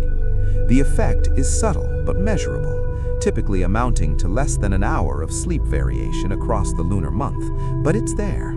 Our bodies know about the moon, even when our conscious minds don't. Why does this happen? The obvious explanation would be light. When the moon is full or nearly full, it rises in the evening and provides significant illumination to the night. Before artificial light, this was meaningful. A full moon night was bright enough for activity, for hunting, for traveling, for gathering. It would have made sense for our ancestors to stay up later on these nights, to take advantage of the natural light. And indeed, in indigenous communities living traditional lifestyles, this effect is more pronounced. People naturally adjust their sleep schedules to the availability of moonlight. But interestingly, the effect persists even in people who have no conscious awareness of the moon phase and who live entirely under artificial light. This suggests that there may be other mechanisms at play beyond simple light exposure. Some researchers speculate about subtle gravitational effects. The moon's gravity is strong enough to move entire oceans, creating the tides. Could it also create subtle rhythms in the fluids of our own bodies, in the cerebrospinal fluid that bathes our brain, in the lymphatic system, in the interstitial fluid between our cells? We don't yet have definitive answers, but the possibility is intriguing. What we do know is that the lunar cycle, the approximately 29.5-day journey from new moon to full moon and back again, represents another kind of impermanence, another rhythm of change that we're embedded in whether we're conscious of it or not. And this rhythm can be a support for practices of emotional release and letting go. The new moon, the darkest phase, when the moon is barely visible, has traditionally been associated with endings, with release, with letting go of what no longer serves. The full moon, bright and illuminating, has been associated with culmination, with bringing things to fruition, with illumination and insight. You don't have to believe in astrology or any particular spiritual system to work with these natural rhythms. You can simply observe them, pay attention to them. Notice how your energy and emotions shift across the lunar month. Many people report feeling more energized, more social, more active around the full moon, and feeling more introspective, more quiet, more drawn inward around the new moon. If you track your sleep and your emotional states across several lunar cycles, you might notice your own patterns. And if you do notice patterns, you can work with them rather than against them. On the nights around the new moon, when energy naturally turns inward, you might dedicate extra time to practices of release and letting go. You might do longer body scans, spend more time in meditation, allow yourself to feel and process emotions that have been accumulating. You might think of the new moon phase as a time for emotional house cleaning, for consciously releasing what you no longer need to carry. Around the full moon, when energy is more outward and activating, you might work with that energy rather than fighting it. If you find yourself unable to fall asleep easily on a full moon night, rather than lying there frustrated, you could get up and do something creative. Write in your journal. Go for a walk in the moonlight if weather and circumstances permit. The full moon has traditionally been a time for ceremony and ritual in many cultures, precisely because of its energizing quality. You can create your own simple rituals. Light a candle, sit quietly and reflect on what you're grateful for. Set intentions for the next lunar cycle. Nothing complicated or dogmatic, just ways of honoring the natural rhythms and working with them, rather than ignoring them. The waxing moon, growing from new to full, can be associated with building energy, with nurturing new projects or intentions. The waning moon, decreasing from full back to new, with releasing energy, with completion and letting go. Again, you don't have to make this complicated or invested with any particular meaning beyond what resonates with your own experience. But paying attention to these cycles can help you feel more connected to natural rhythms, less isolated in your own subjective experience, more embedded in the larger patterns of the cosmos. There's something deeply comforting about recognizing that you're not separate from nature, that the same forces that move the oceans and turn the seasons are moving within you as well. The moon pulls on you, however subtly. The darkness of night calls to something in your cellular memory. The rhythms of day and night, of lunar phases, of seasonal changes, all of these are woven into your biology, your psychology, your spiritual experience. When you honor these rhythms, when you attune yourself to them rather than trying to override them with artificial schedules and constant artificial light, you're supporting your body's natural capacity for health and healing. You're working with your evolutionary heritage rather than against it. and you're opening yourself to a relationship with the cosmos that's both ancient and immediate, both mysterious and utterly practical. The moon, in its constant cycling, is a teacher of impermanence.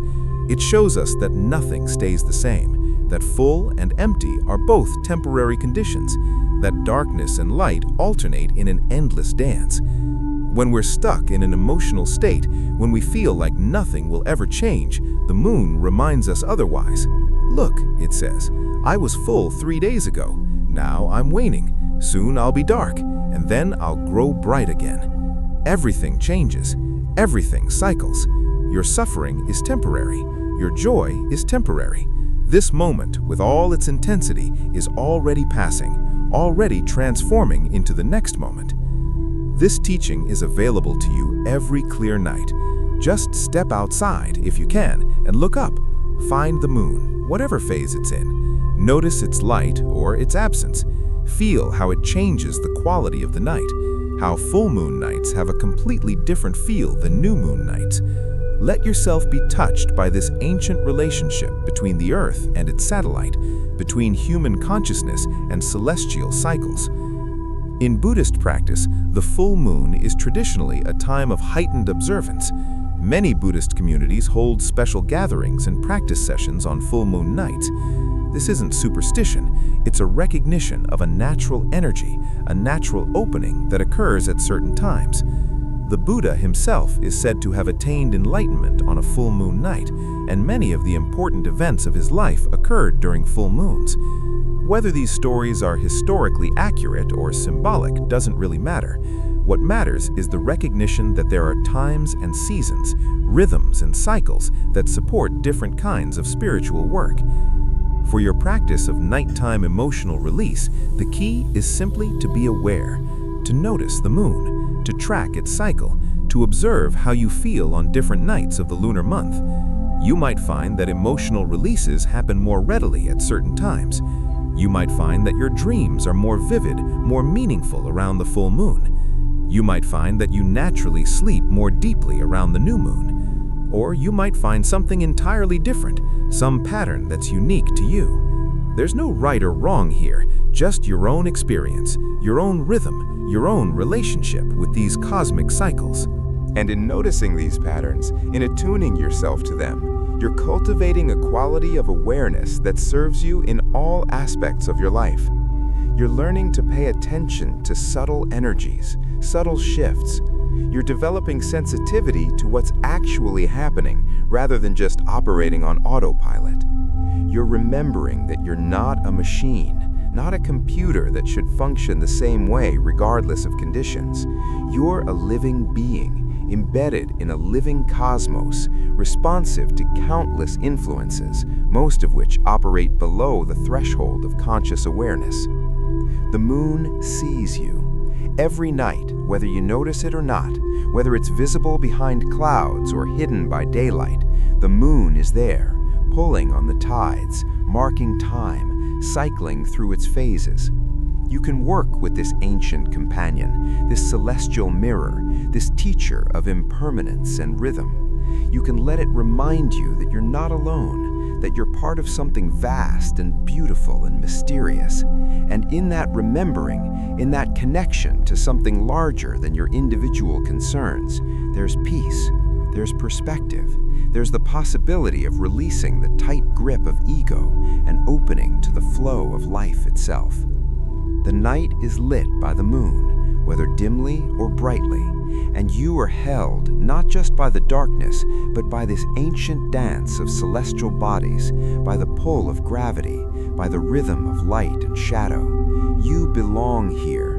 You're part of this, and recognizing that belonging, feeling it in your bones, that's another form of letting go, another way the night heals you. The practice of mindful body awareness. Let's move now into the practical heart of this practice. We've talked about theory, about physiology, about wisdom teachings, about cosmic rhythms, but ultimately what matters is what you do, what you practice, how you actually work with your body and your breath and your attention as you prepare for sleep and allow the night to hold you. And at the center of this work is a practice so simple that you might be tempted to overlook its power: the practice of mindful body awareness. Mindful body awareness is exactly what it sounds like.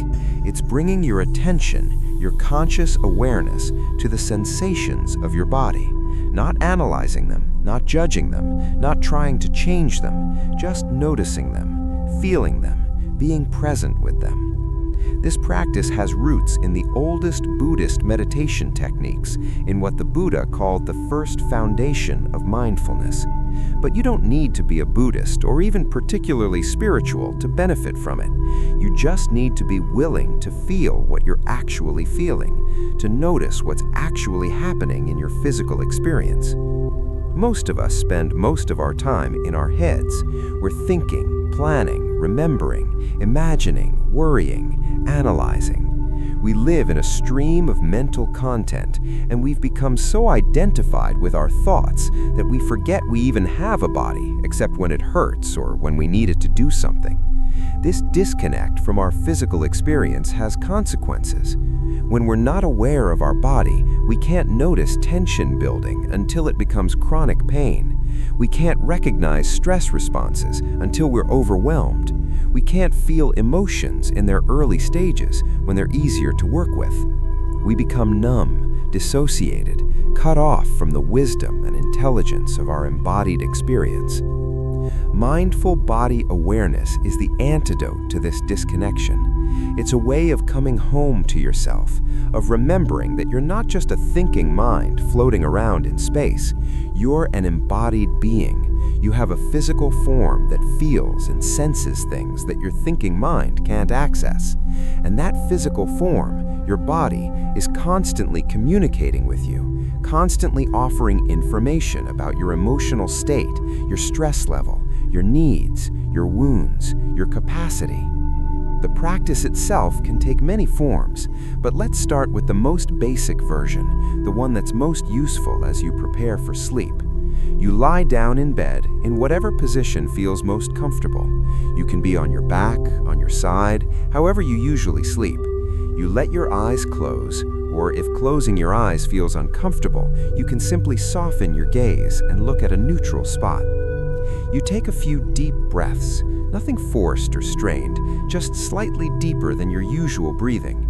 And then you begin to scan through your body systematically, bringing your attention to one area at a time. There are different ways to structure a body scan. You can start at the top of your head and move down to your toes. You can start at your toes and move up to the top of your head. You can move from the outside of your body, your skin and surface sensations, to the inside, your internal organs and deep tissues. You can focus on one side of your body at a time, or work with both sides simultaneously. None of these approaches is better or worse than the others. What matters is that you move through your body in a systematic way, giving each area your gentle, curious attention. Let's walk through it together so you have a felt sense of what this practice involves.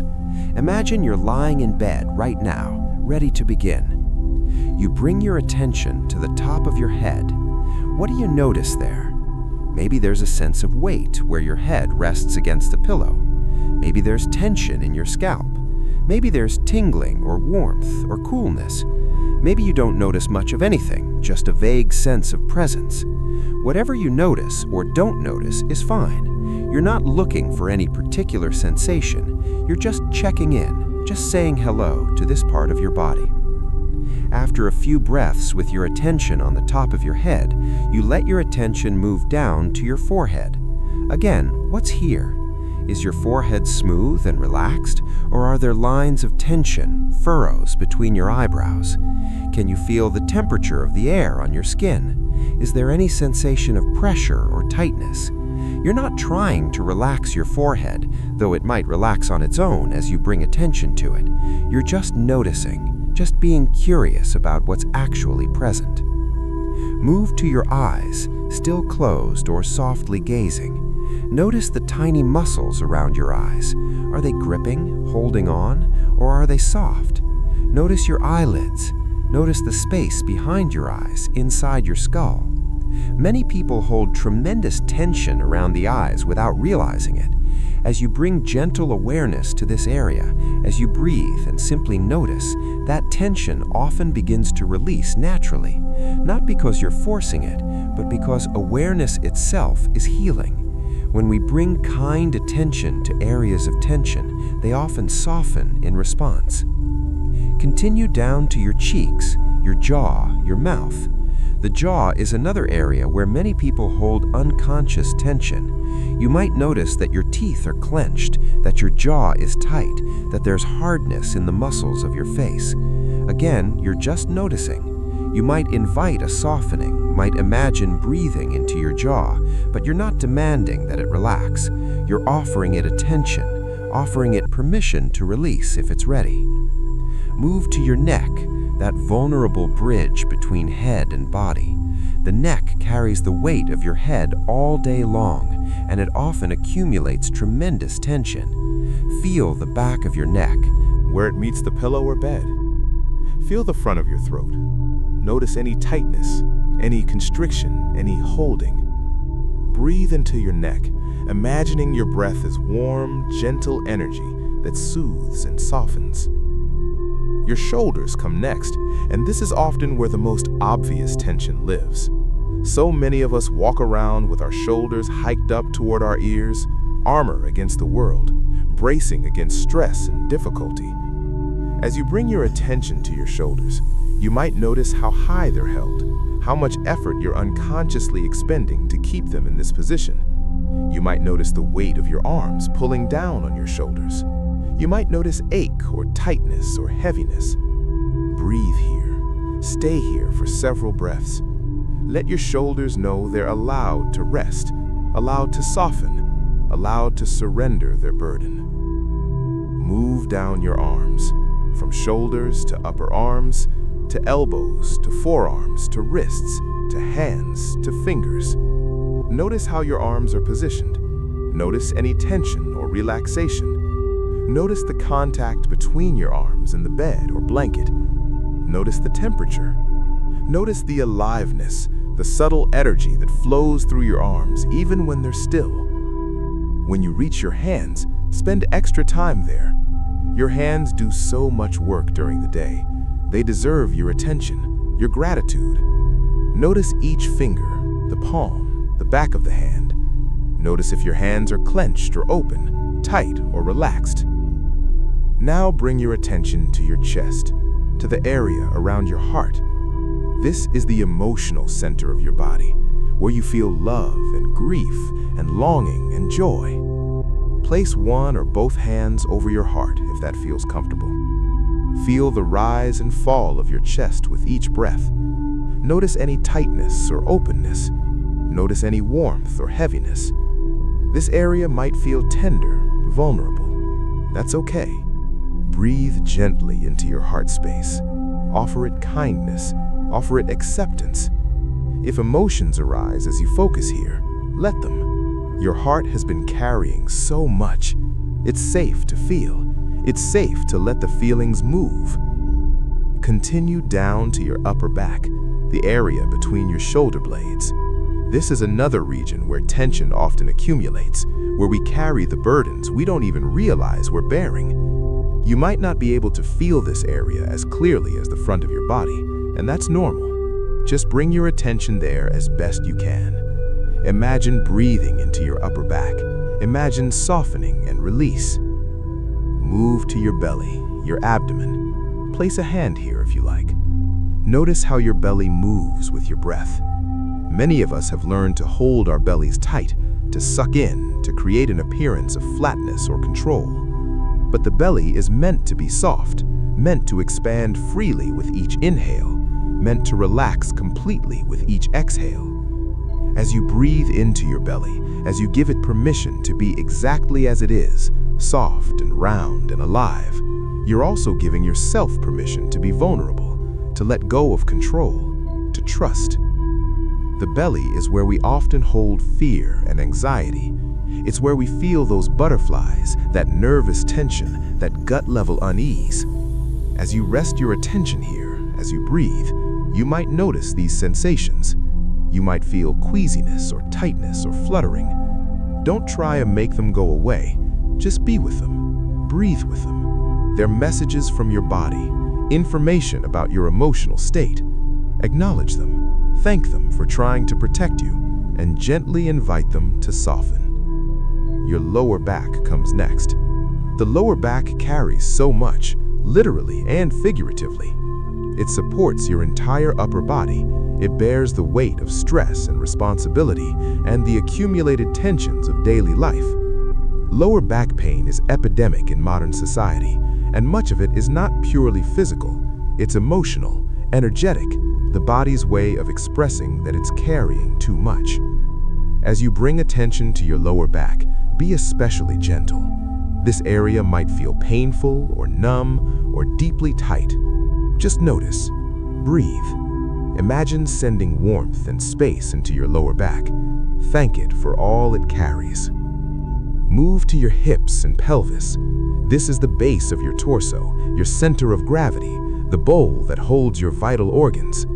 In many wisdom traditions, the hips are associated with creativity, sexuality, life force energy. They're also a place where we store trauma, especially trauma related to safety, boundaries, and power.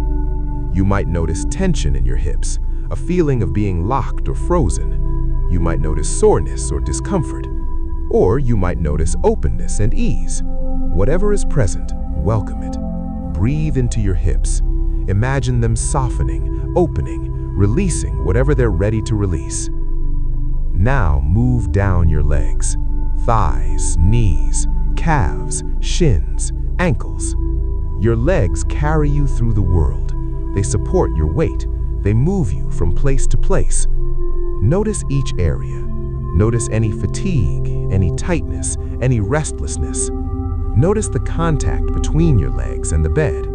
Notice the weight, the substantialness of your legs. When you reach your feet, pay special attention. Your feet connect you to the earth.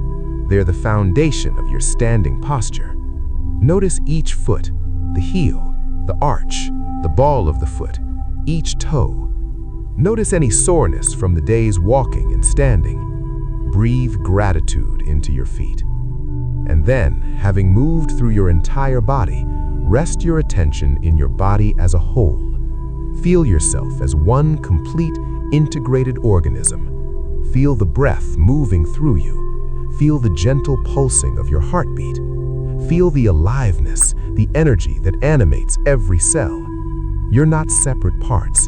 You're one unified field of sensation and awareness. And that field is being held right now by the earth beneath you, by the darkness around you, by the night itself. This is the basic practice of mindful body awareness, of body scanning. And while it's simple, while it requires no special equipment or training or beliefs, it's profoundly transformative when practiced regularly. Because what you're doing every time you move through your body with this kind attention is several things at once. First, you're developing what's called interoceptive awareness. That's the ability to sense what's happening inside your body. Most of us have strong exteroceptive awareness. We're good at noticing what's happening around us, but we're less skilled at noticing what's happening within us. Interoceptive awareness is crucial for emotional regulation, for recognizing and responding to stress before it becomes overwhelming, for making choices that support your well-being. As you practice body scanning, your interoceptive awareness naturally strengthens. You become more attuned to your body's signals. Second, you're creating what neuroscientists call a felt sense of your body. This is different from thinking about your body or having a mental image of it. It's a direct, embodied experience of inhabiting your physical form. Many people, especially those who've experienced trauma or who've been chronically disconnected from their bodies, lack this felt sense. They live primarily in their heads, and their body feels distant, numb, sometimes almost not real. Body scanning helps to reestablish that felt sense, to bring you back into full occupancy of your body. Third, you're practicing a fundamental aspect of mindfulness, which is present moment awareness without judgment. You're training yourself to notice what is rather than what should be or what you wish was different. This might sound trivial, but it's actually revolutionary. Most of our suffering comes from arguing with reality, from wanting things to be different than they are. When you can simply notice, there is tension in my shoulders, without the added stories of this is bad, I shouldn't be tense, what's wrong with me, I'll never be able to relax, you're cutting through those layers of secondary suffering. The tension itself might be uncomfortable, but the stories about the tension, the judgment and resistance, those create much more suffering than the original sensation. Fourth, you're communicating with your body in the language it understands, which is attention. Your body doesn't speak in words, it speaks in sensations. When you give your attention to an area of your body, you're essentially saying, I see you, I acknowledge you, you matter. And your body responds to this attention. Areas that have been chronically ignored, chronically tight, often begin to release when they're finally seen and acknowledged. It's as if they were waiting for permission, waiting to be noticed, and the simple act of bringing kind awareness creates the safety needed for release. Fifth, you're interrupting habitual patterns of dissociation and avoidance. Most of us have learned to cope with uncomfortable sensations and emotions by disconnecting from them, by distracting ourselves, by going numb. This is a survival strategy, and it can be useful in the short term, but when it becomes our default mode, we lose access to huge portions of our experience. We become fragmented, split off from our own embodied wisdom. Body scanning is a practice of integration, of bringing the fragmented parts back together, of reclaiming the totality of your experience. And sixth, perhaps most importantly for our purposes tonight, you're facilitating emotional release. As we've discussed, emotions are stored in the body. When you bring gentle, sustained attention to areas where emotion is held, when you breathe into those areas and offer them acceptance, the emotions often begin to move and release. Not always dramatically, sometimes it's very subtle, a slight softening, a small sigh, a gentle easing. But over time, these small releases accumulate. The backlog of unfelt feelings gradually clears, the chronic holding patterns gradually dissolve. The practice of mindful body awareness, of body scanning, can be done anytime, but it's particularly powerful at night as you prepare for sleep. There are several reasons for this. First, you're already lying down in a comfortable position, which is ideal for the practice. Second, you have time. You're not rushing off to the next activity. You can take as long as you need, can move through your body slowly and thoroughly. Third, the darkness and quiet of nighttime naturally support inward attention. There are fewer external distractions competing for your awareness. Fourth, your nervous system is already beginning to shift toward rest mode. You're not fighting against high sympathetic activation the way you might be in the middle of the day. And fifth, doing body scanning as you prepare for sleep naturally transitions you into sleep itself. You might find that you don't complete the entire scan before you drift off, and that's perfectly fine. The practice serves double duty, supporting both emotional release and the transition into rest. You can modify the practice based on your needs on any given night. Some nights you might move through your body quickly, spending just a few seconds with each area. This gives you an overview, a check-in. Other nights you might move very slowly, spending a minute or more with each region, really diving deep into the sensations. Some nights you might focus particularly on areas where you know you hold tension, your jaw, your shoulders, your belly.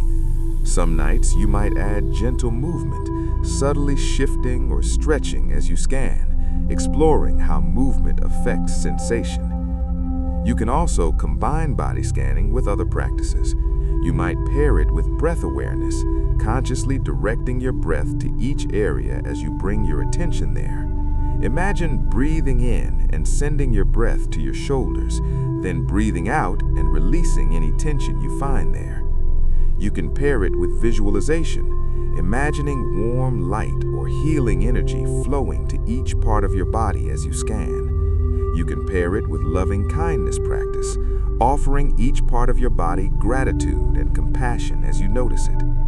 The Buddhist teacher Zen-inspired talks about noting, a technique where you label your experience very simply as you observe it.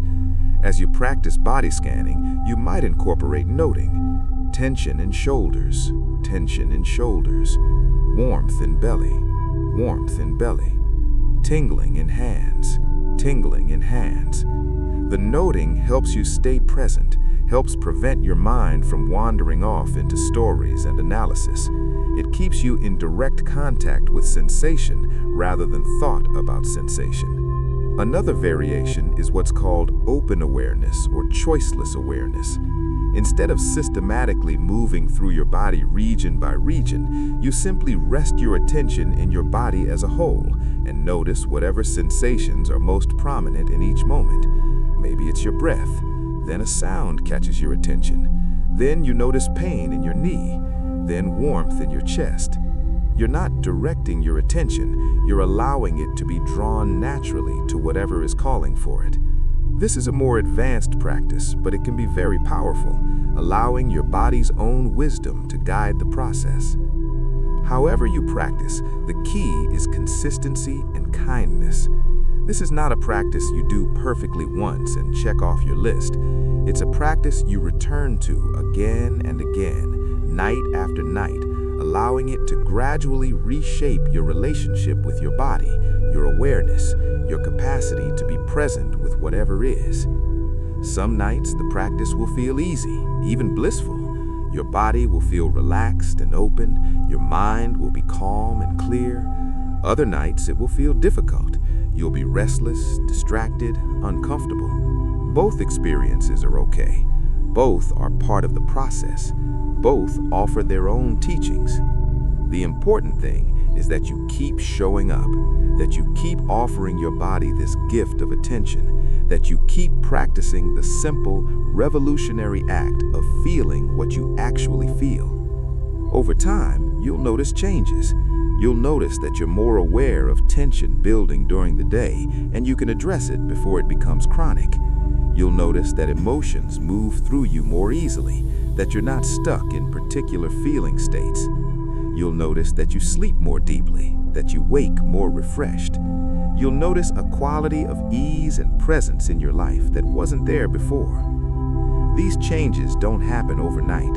They accumulate gradually, almost imperceptibly, like water shaping stone. But they're real, they're significant, and they come not from striving or forcing, but from this simple practice of lying down each night, bringing gentle attention to your body and allowing whatever is ready to release to release. The night holds you. Your body knows the way. All you have to do is pay attention, breathe, and trust the wisdom of your own embodied experience. Letting go as a physical act. We often think of letting go as something that happens in the mind, a decision we make, a thought we choose to stop thinking, a story we choose to stop telling ourselves. And there is a mental component to letting go, certainly, but if we approach letting go only mentally, only through thinking and deciding and trying to talk ourselves into it, we miss something crucial. We miss the fact that letting go is also, perhaps primarily, a physical act. It's something that happens in the body, through the body, as the body. Think about what holding on looks like physically. Clenched fists, tight shoulders, shallow breathing, a rigid posture, tense jaw, held breath. These are not metaphors. When we're holding on emotionally, when we're gripping tightly to control or to certainty or to particular outcomes, this manifests physically in patterns of chronic muscle contraction and restricted breathing. The body and The mind are not separate.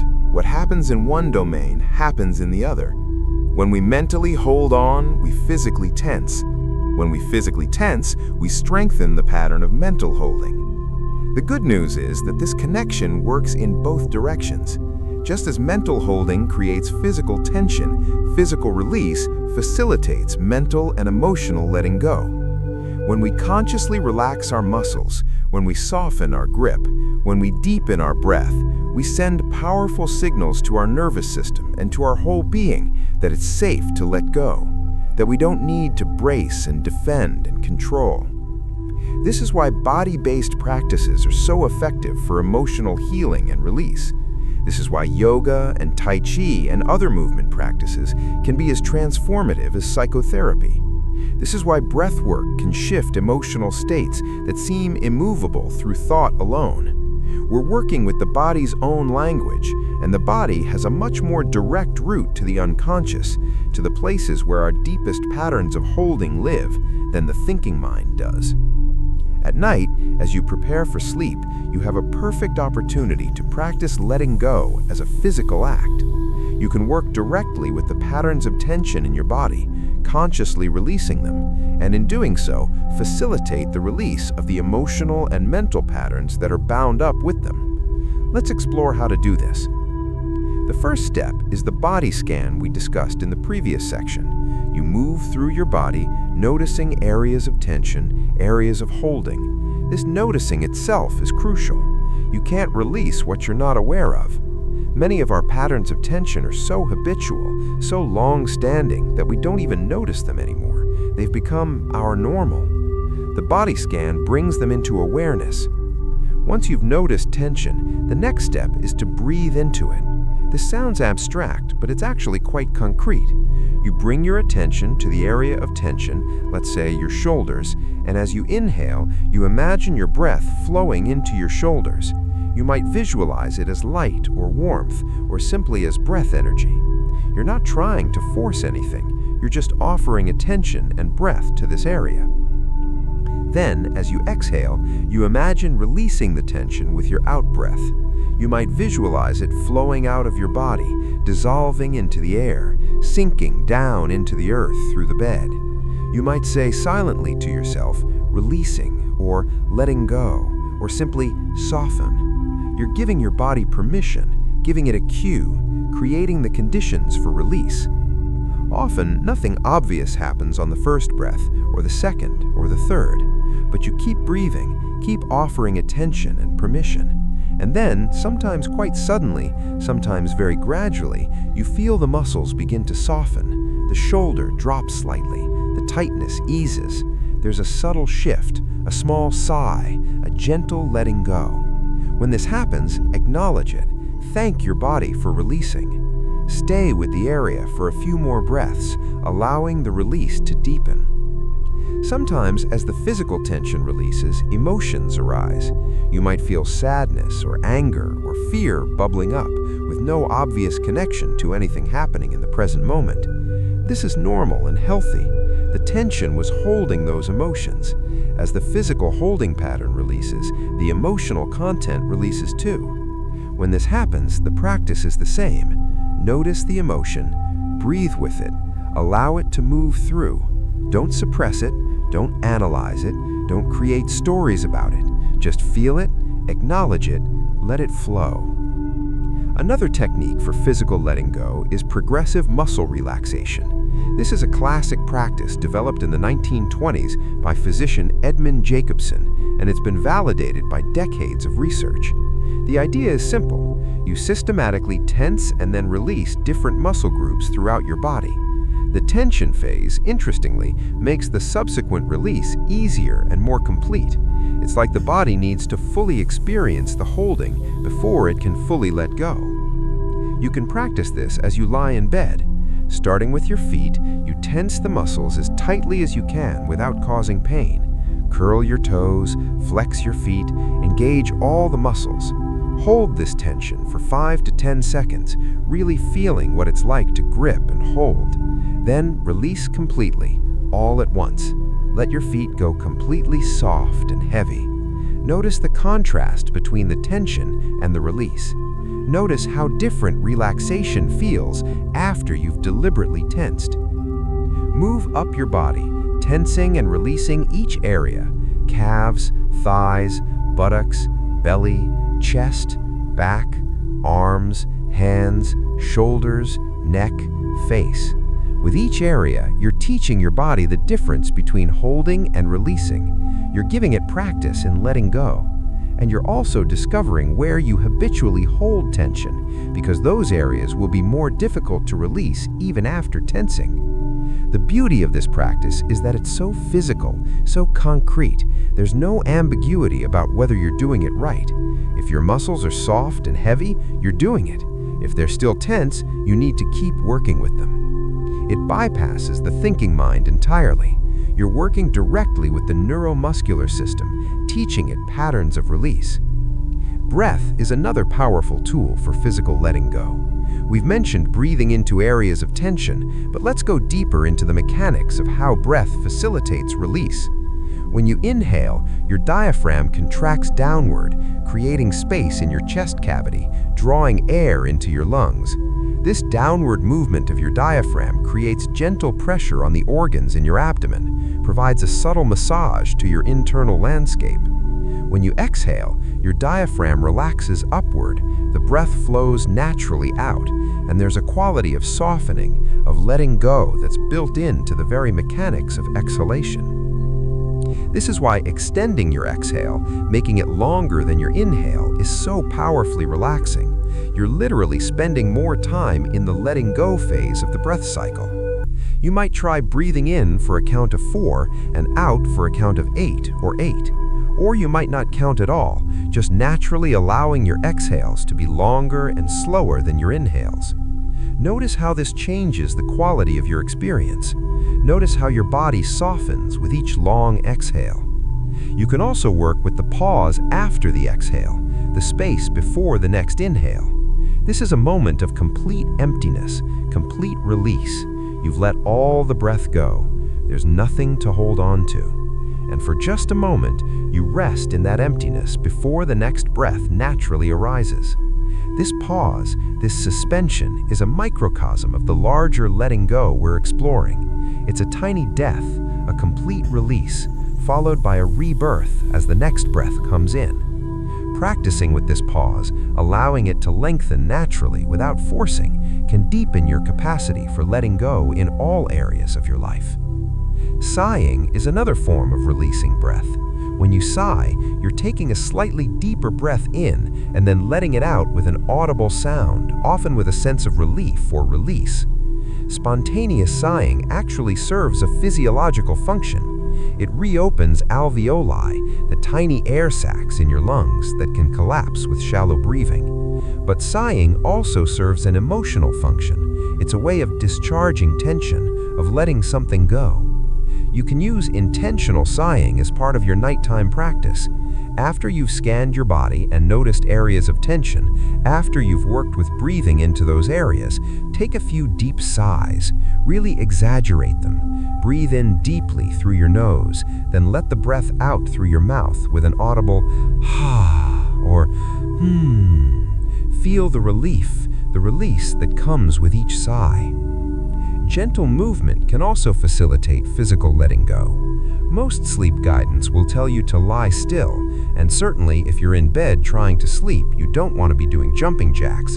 But small, gentle movements can help release tension and allow your body to settle more completely. You might slowly roll your head from side to side, releasing tension in your neck. You might shrug your shoulders up towards your ears and then let them drop heavily, feeling the release. You might gently rock your pelvis, tip it forward and back, finding a position where it rests most neutrally. You might flex and extend your toes, rotate your ankles, flex and extend your wrists. These tiny movements, done slowly and with attention, can release holdings that pure stillness can't address. They're like yawning for your muscles and joints. They create space, allow circulation, dissolve pockets of tension. The key is to keep the movements small, slow, and conscious. You're not exercising, you're exploring. You're giving your body permission to move in ways that feel releasing and settling. Vocalization can also be part of physical letting go, though this may not be appropriate if you share a bedroom with someone or if you're concerned about disturbing others. But if you're alone and have privacy, humming, toning, or even moaning can be profoundly releasing. We've mentioned that humming stimulates the vagus nerve. It also creates vibration throughout your body, and that vibration can help dislodge stuck energy, can help tension move and release. You might hum a simple tone, whatever pitch feels comfortable, allowing the sound to resonate in your chest, your throat, your head. You might tone on different vowel sounds, noticing how ah feels different than o or e. You might allow yourself to make sounds of release, sounds of discomfort, sounds of relief. Our culture teaches us to be quiet, to suppress our voices, especially voices of pain or struggle. Reclaiming the freedom to vocalize, even in simple ways, can be deeply healing. Touch is another avenue for physical letting go. We've mentioned placing your hands on your heart or your belly, simple gestures of self-comfort and presence. You can go further with this. You can give yourself a simple massage as you lie in bed. Rub your feet, pressing into the arches, massaging each toe. This grounds you, brings your awareness down into your body, and also feels good. Massage your hands, your forearms, your shoulders if you can reach them. Massage your face, your scalp. Use whatever pressure feels good, not so light that it tickles, not so hard that it's painful, but firm and soothing. The act of touching yourself with kindness, of tending to your own body the way you might tend to a child or a beloved pet, this communicates safety to your nervous system. It activates the parasympathetic response, and it's also an act of self-love, of recognizing that you deserve care and tenderness, that your body deserves to be touched with gentleness and respect. For many people, especially those who've experienced trauma or neglect, this kind of self-touch can be profoundly healing and can also be emotionally activating. If intense feelings arise, the practice is the same. Notice, breathe, allow. Temperature can play a role in physical letting go. As we mentioned earlier, your core body temperature naturally drops as you prepare for sleep, and this cooling supports the transition into deep rest. You can work with this by using cooling elements, a cool room, cool sheets, perhaps even a cool cloth on your forehead or the back of your neck. The coolness can be refreshing, can help you feel more present and alert within the relaxation, rather than just sleepy and foggy. But some people find warmth more releasing. A warm bath before bed, warm pajamas, a heated blanket. The warmth relaxes muscles, increases circulation, creates a sense of safety and comfort. You'll need to experiment to find what works best for you. Weight can also facilitate release. This is the principle behind weighted blankets, which have become popular in recent years. The gentle, even pressure of weight on your body activates what's called deep pressure touch, which stimulates the production of serotonin and dopamine, neurotransmitters associated with relaxation and well-being. It also seems to provide a sense of security, of being held. If you don't have a weighted blanket, you can experiment with the weight of regular blankets, with positioning pillows on your body, with anything that creates that sense of gentle pressure and containment. Touch is another avenue for physical letting go. We've mentioned placing your hands on your heart or your belly, simple gestures of self-comfort and presence. You can go further with this. You can give yourself a simple massage as you lie in bed. Rub your feet, pressing into the arches, massaging each toe. This grounds you, brings your awareness down into your body, and also feels good. Massage your hands, your forearms, your shoulders if you can reach them. Massage your face, your scalp. Use whatever pressure feels good, not so light that it tickles, not so hard that it's painful, but firm and soothing.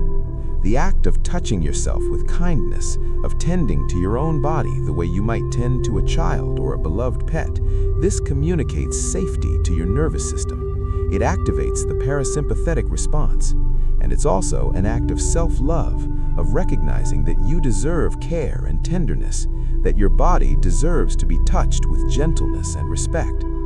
For many people, especially those who've experienced trauma or neglect, this kind of self-touch can be profoundly healing and can also be emotionally activating. If intense feelings arise, the practice is the same. Notice, breathe, allow. Temperature can play a role in physical letting go. As we mentioned earlier, your core body temperature naturally drops as you prepare for sleep, and this cooling supports the transition into deep rest. You can work with this by using cooling elements, a cool room, cool sheets, perhaps even a cool cloth on your forehead or the back of your neck. The coolness can be refreshing, can help you feel more present and alert within the relaxation rather than just sleepy and foggy. But some people find warmth more releasing. A warm bath before bed, warm pajamas, a heated blanket. The warmth relaxes muscles, increases circulation, creates a sense of safety and comfort. You'll need to experiment to find what works best for you. Weight can also facilitate release. This is the principle behind weighted blankets, which have become popular in recent years. The gentle, even pressure of weight on your body activates what's called deep pressure touch, which stimulates the production of serotonin and dopamine, neurotransmitters associated with relaxation and well-being. It also seems to provide a sense of security, of being held. If you don't have a weighted blanket, you can experiment with the weight of regular blankets, with positioning pillows on your body, with anything that creates that sense of gentle pressure and containment. Sound can support physical letting go. We've talked about the sounds you make, humming and sighing, but the sounds you listen to also matter. Some people find silence most conducive to release. Others prefer gentle sounds, nature sounds like rain or ocean waves, soft music, guided meditations or sleep stories. The key is to choose sounds, if you choose them at all, that don't demand attention, that don't activate your thinking mind, that create a gentle container for your experience rather than pulling you out of it. All of these techniques, breathing, progressive muscle relaxation, gentle movement, touch, temperature, weight, sound, these are tools, they're options. You don't need to use all of them every night. You might experiment with different approaches, finding what resonates for you, what helps your body most readily release its holdings. And you might find that what works changes from night to night, depending on what you're carrying, what kind of day you've had, what your body needs in this particular moment. The underlying principle with all of these techniques is the same. You're creating physical conditions that support letting go. You're working with your body's own wisdom, its own mechanisms of release and restoration. You're not forcing anything. You're not trying to make yourself relax through willpower. You're creating invitations, opening doors, removing obstacles, and then you're trusting your body to do what it already knows how to do. This is the essence of the Buddhist concept of right effort. It's not about straining and pushing. It's about creating conditions and then allowing natural processes to unfold. You can't force a flower to bloom, but you can plant it in good soil, water it, give it sunlight, and then trust its innate intelligence to unfold in its own time. Your body is like that flower. It knows how to release. It knows how to rest. It knows how to heal. Your job is simply to create conditions, to remove obstacles, to offer the water and sunlight of attention and breath and gentle movement and kind touch. When you approach letting go as a physical act, when you work directly with your body rather than trying to think your way into release, you often find that change happens more quickly and more thoroughly than you expected. The body has less resistance than the mind. The mind can argue and analyze and second-guess indefinitely. The body, when offered the right conditions, simply releases. One moment there's tension, and the next moment, after a breath or a movement or a touch, the tension is gone, dissolved, like mist in the morning sun. And as the body releases, as muscles soften and breath deepens and the nervous system shifts into parasympathetic mode, the mind and emotions naturally follow. Mental loops slow down. Emotions that seemed intense and gripping become more fluid, more manageable. The whole system recalibrates toward ease and presence. This is the power of working with the body. This is why these physical practices are at the heart of letting the night hold you, of allowing deep emotional release. The night provides the time, the space, the permission. These practices provide the how, the practical methods for working with your embodied experience in ways that facilitate genuine letting go. So tonight, as you prepare for sleep, remember, letting go is not just a mental decision, it's a physical act. It happens in your muscles, in your breath, in your nervous system. And you have the power, the capacity to facilitate this letting go through simple, concrete practices. Scan your body, breathe into tension, make gentle movements, touch yourself with kindness. Create the conditions, and then trust. Trust your body, trust the process, trust the night. The release you're seeking is already beginning to happen. Can you feel it? Even now, as you bring your attention to these words, to your breath, to your body, something is already softening, already letting go. This is always available. Every breath is an opportunity. Every moment of attention is an invitation. Let go. Let the night hold you. Let your body rest. The vagus nerve and parasympathetic healing. Let's dive even deeper into the fascinating territory of the vagus nerve, this remarkable part of your anatomy that plays such a crucial role in your capacity to rest, to heal, to let go of emotional burdens, and return to a state of balance and well-being.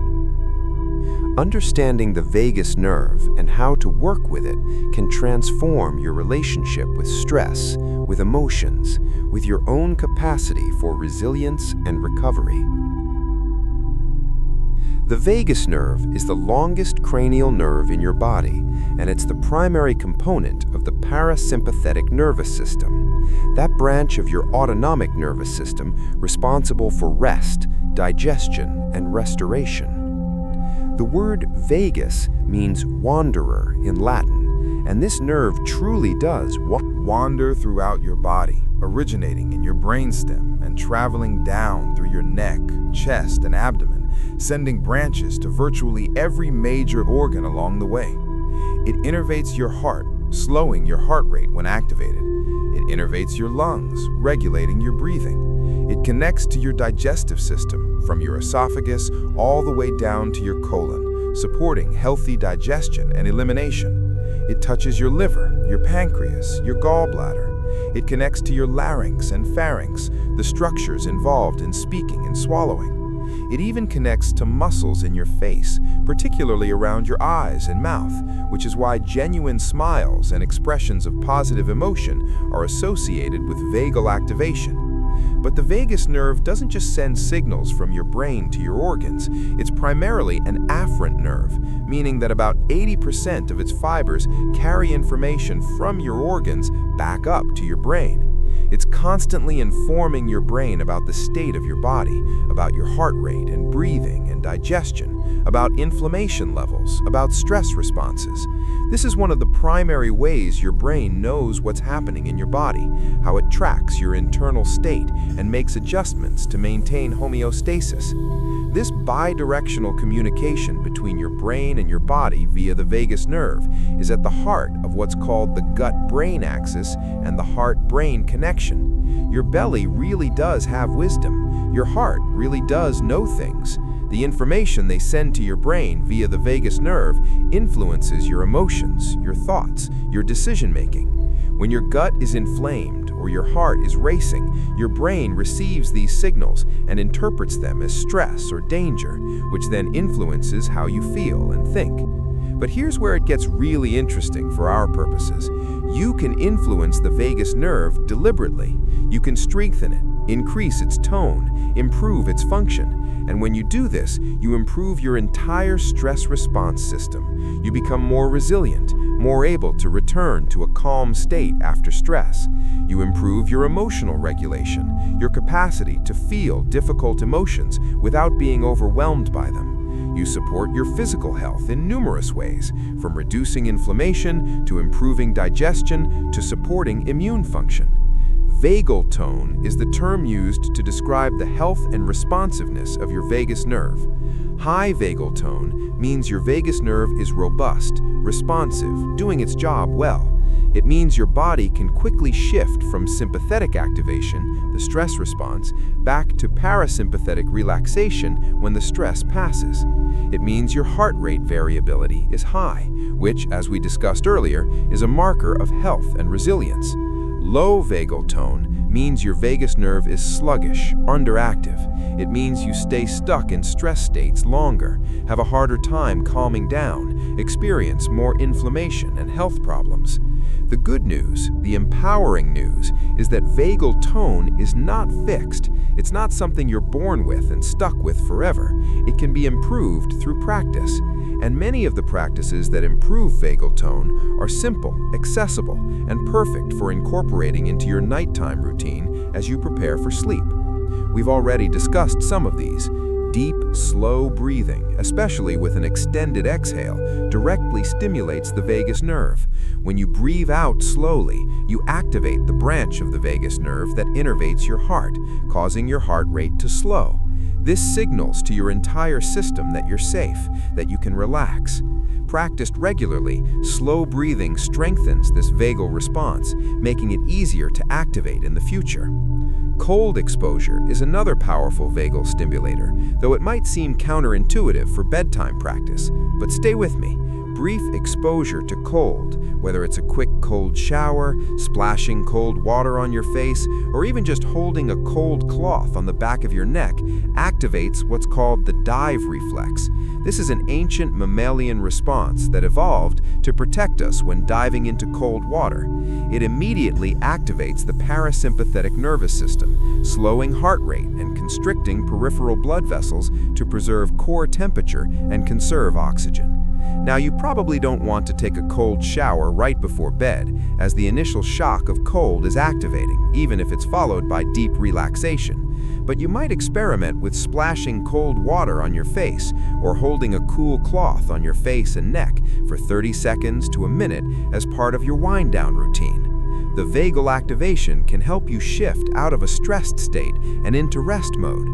Singing, chanting, and humming all stimulate the vagus nerve because it innervates the vocal cords and the muscles of the larynx. When you use your voice, especially when you create sustained tones or vibrations, you're mechanically stimulating these vagal connections. This is why singing can feel so good, why chanting is a part of so many spiritual traditions, why humming yourself to sleep is instinctively soothing. The vibration directly activates your relaxation response.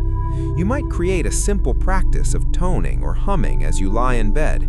Choose a comfortable pitch, nothing too high or too low, and simply hum, allowing the sound to resonate in your chest and throat and head. Notice how the vibration feels. Notice how your body responds. Do this for a minute or two, or longer if it feels good. Let the sound be soothing, like a lullaby you're singing to yourself.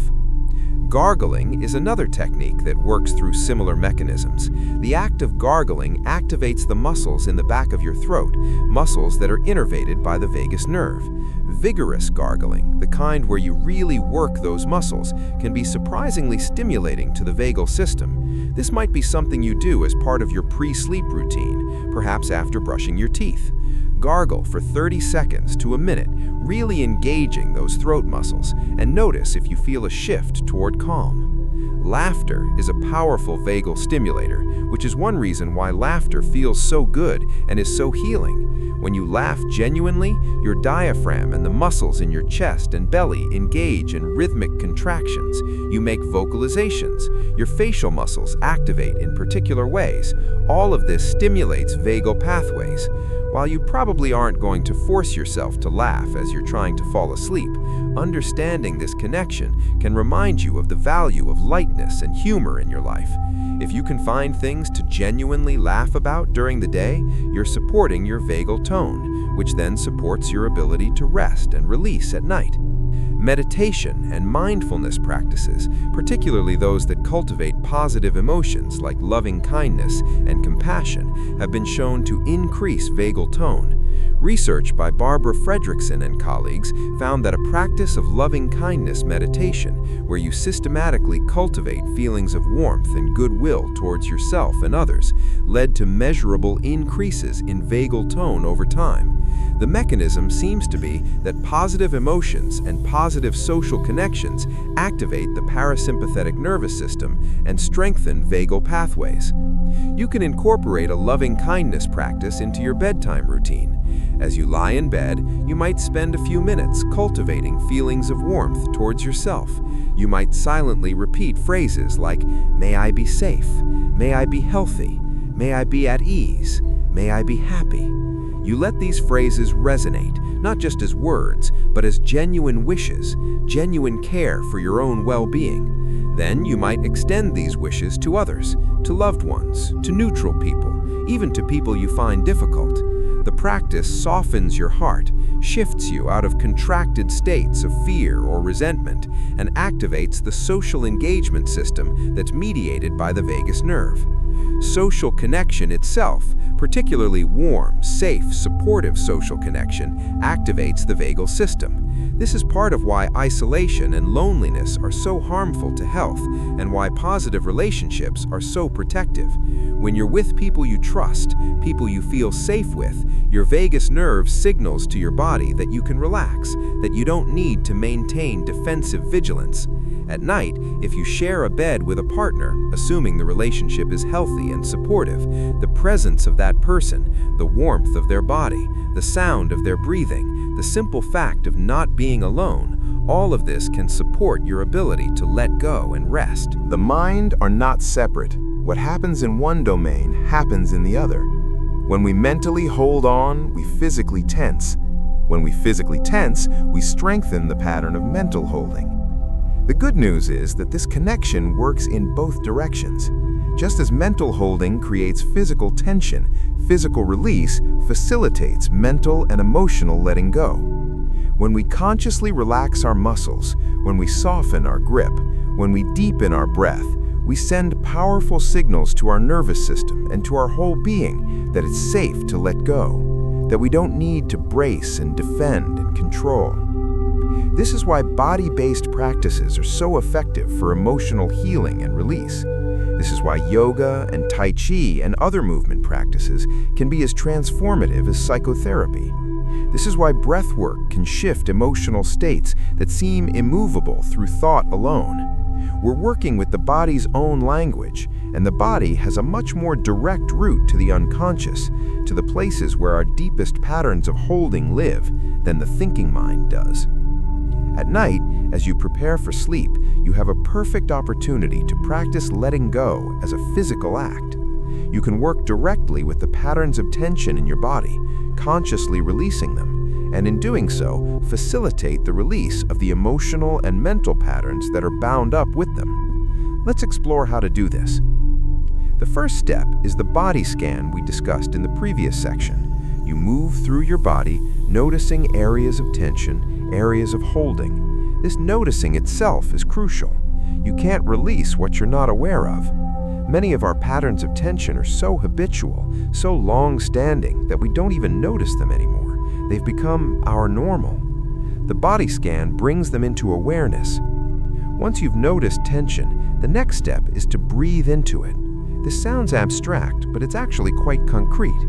You bring your attention to the area of tension, let's say your shoulders, and as you inhale, you imagine your breath flowing into your shoulders.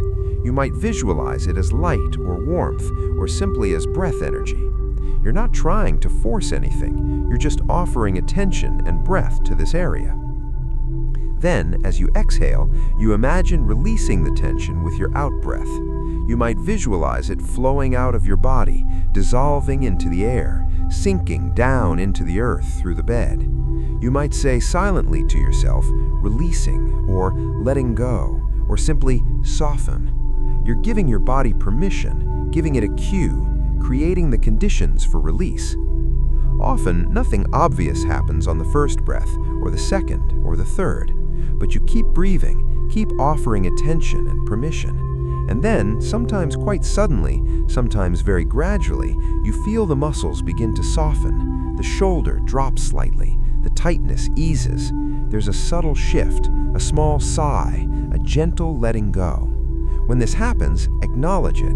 Thank your body for releasing. Stay with the area for a few more breaths, allowing the release to deepen. Sometimes, as the physical tension releases, emotions arise.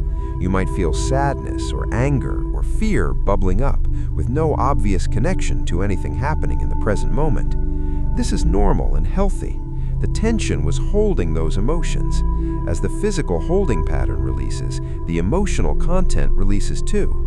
When this happens, the practice is the same. Notice the emotion, breathe with it, allow it to move through. Don't suppress it, don't analyze it, don't create stories about it.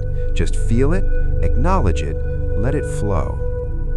Another technique for physical letting go is progressive muscle relaxation. This is a classic practice developed in the 1920s by physician Edmund Jacobson, and it's been validated by decades of research. The idea is simple. You systematically tense and then release different muscle groups throughout your body.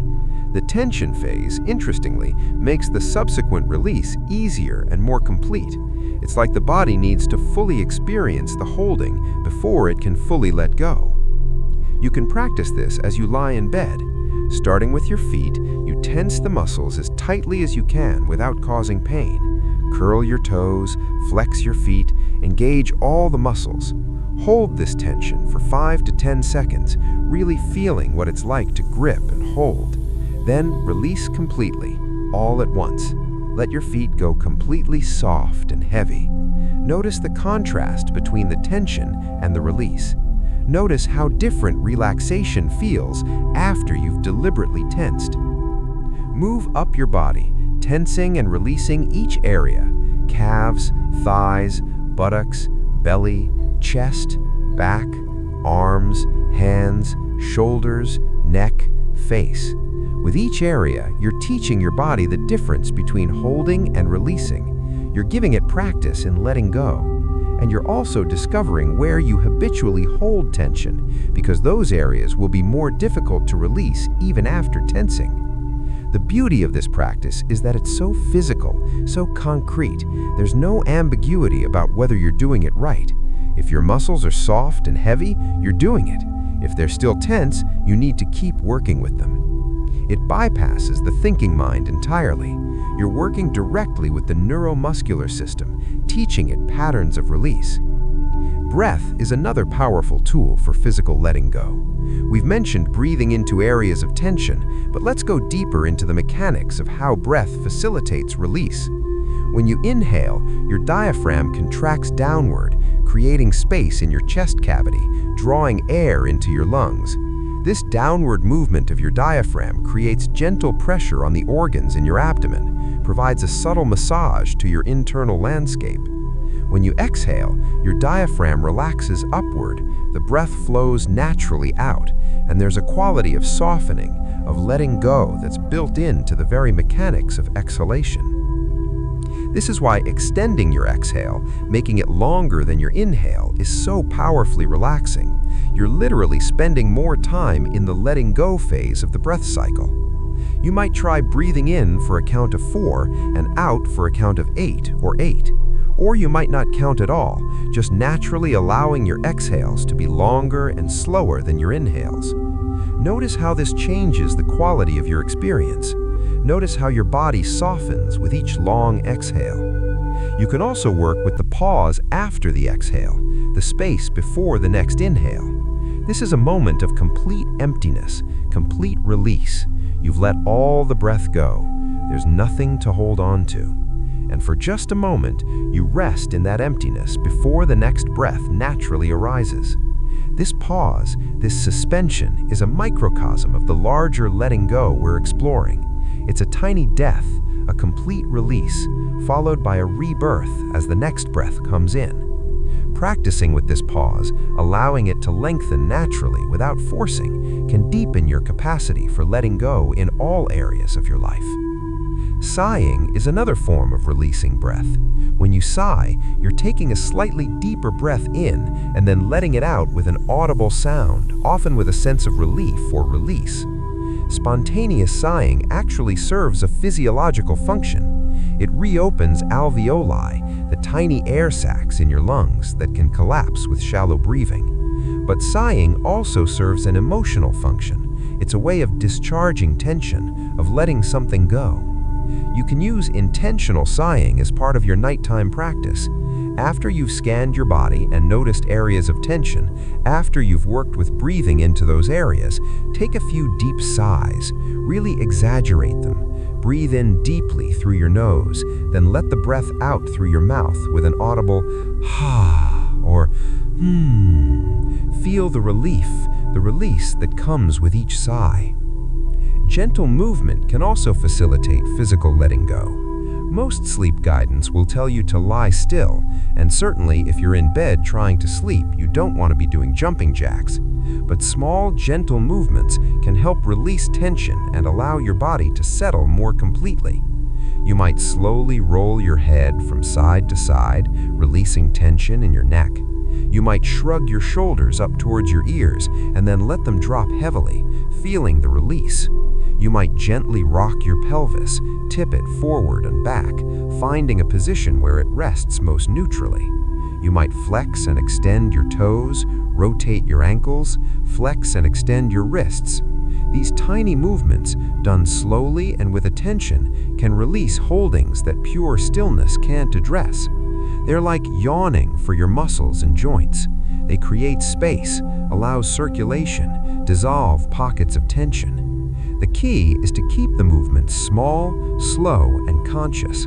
You're not Cultural traditions of nighttime release.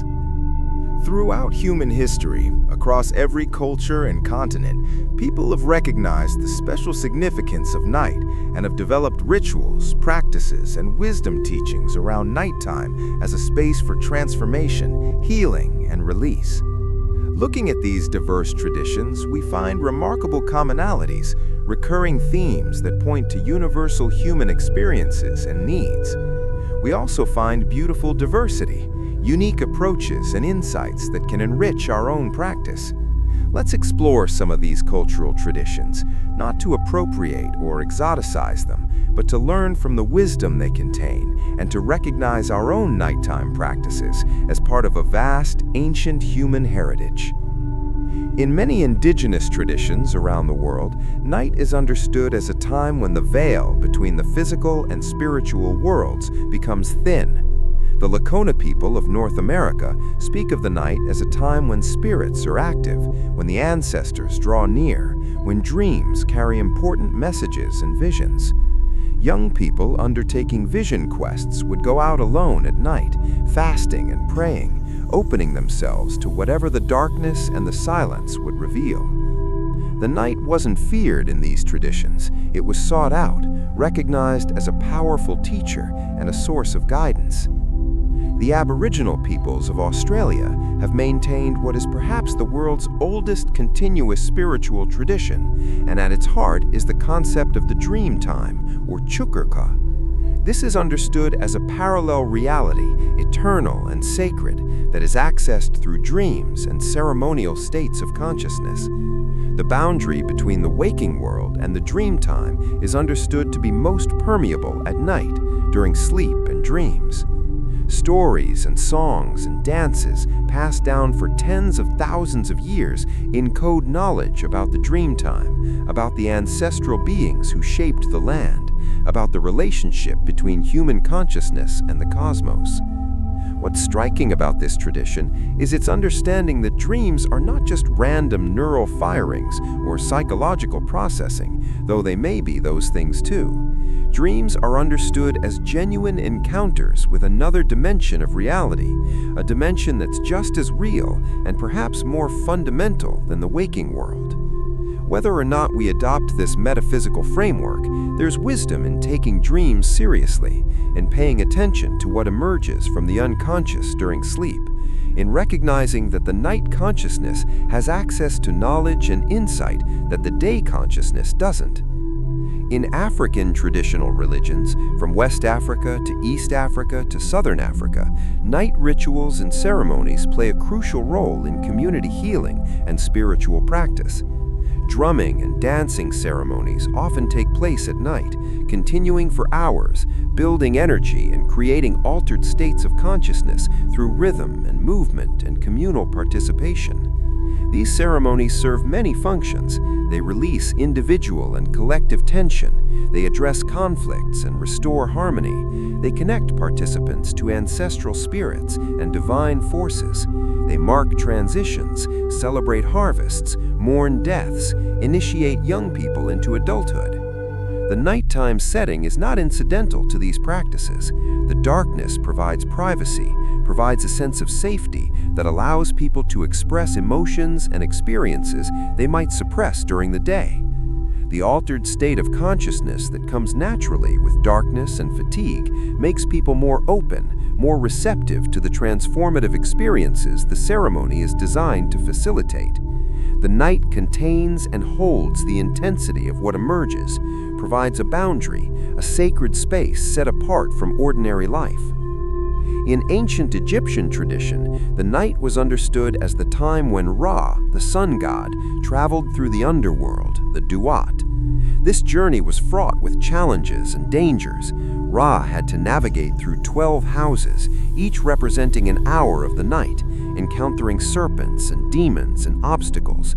But each night, Ra emerged victorious, reborn at dawn.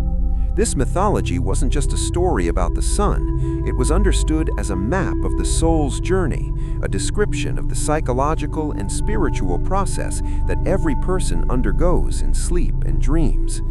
The underworld, in this understanding, is not a place of eternal punishment. It's the realm of transformation, the place where death and rebirth happen, where the old self is dissolved so a new self can emerge. The nighttime journey through the underworld is necessary. It's how renewal happens. And though it involves facing fear and difficulty, though it requires courage and perseverance, the outcome is assured. Dawn will come. The sun will rise. The self will be reborn, refreshed, ready for a new day. This teaching contains profound wisdom for our own nighttime practice.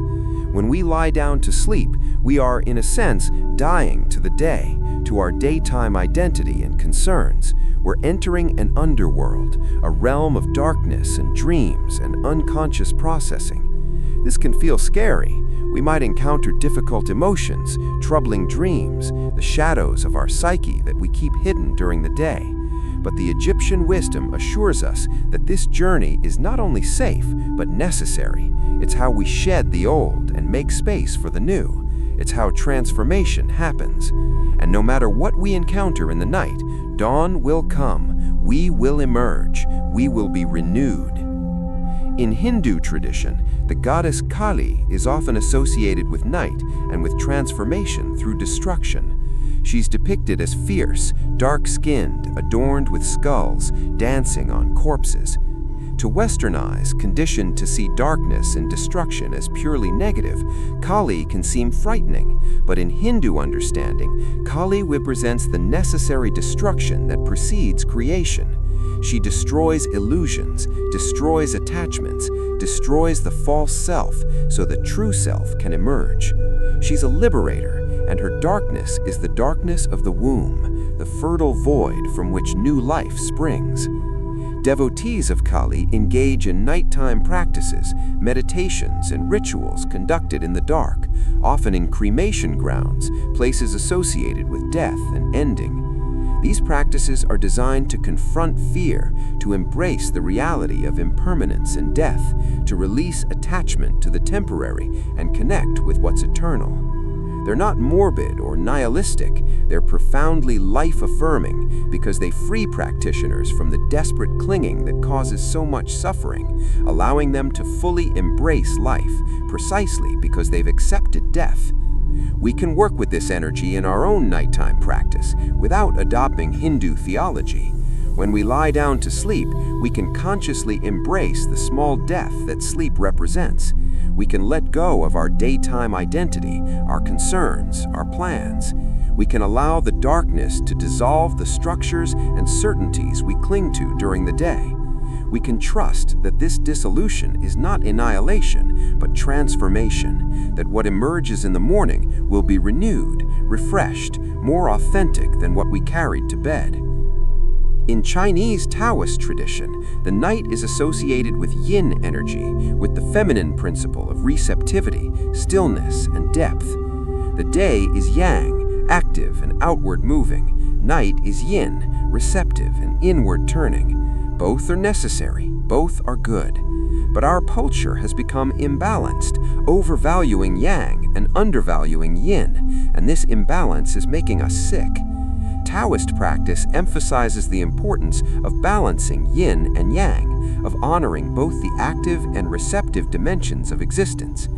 Taoist sleep practices include specific techniques for working with the energy of the night. Practitioners might lie in particular positions believed to facilitate the flow of qi, life energy, through the body.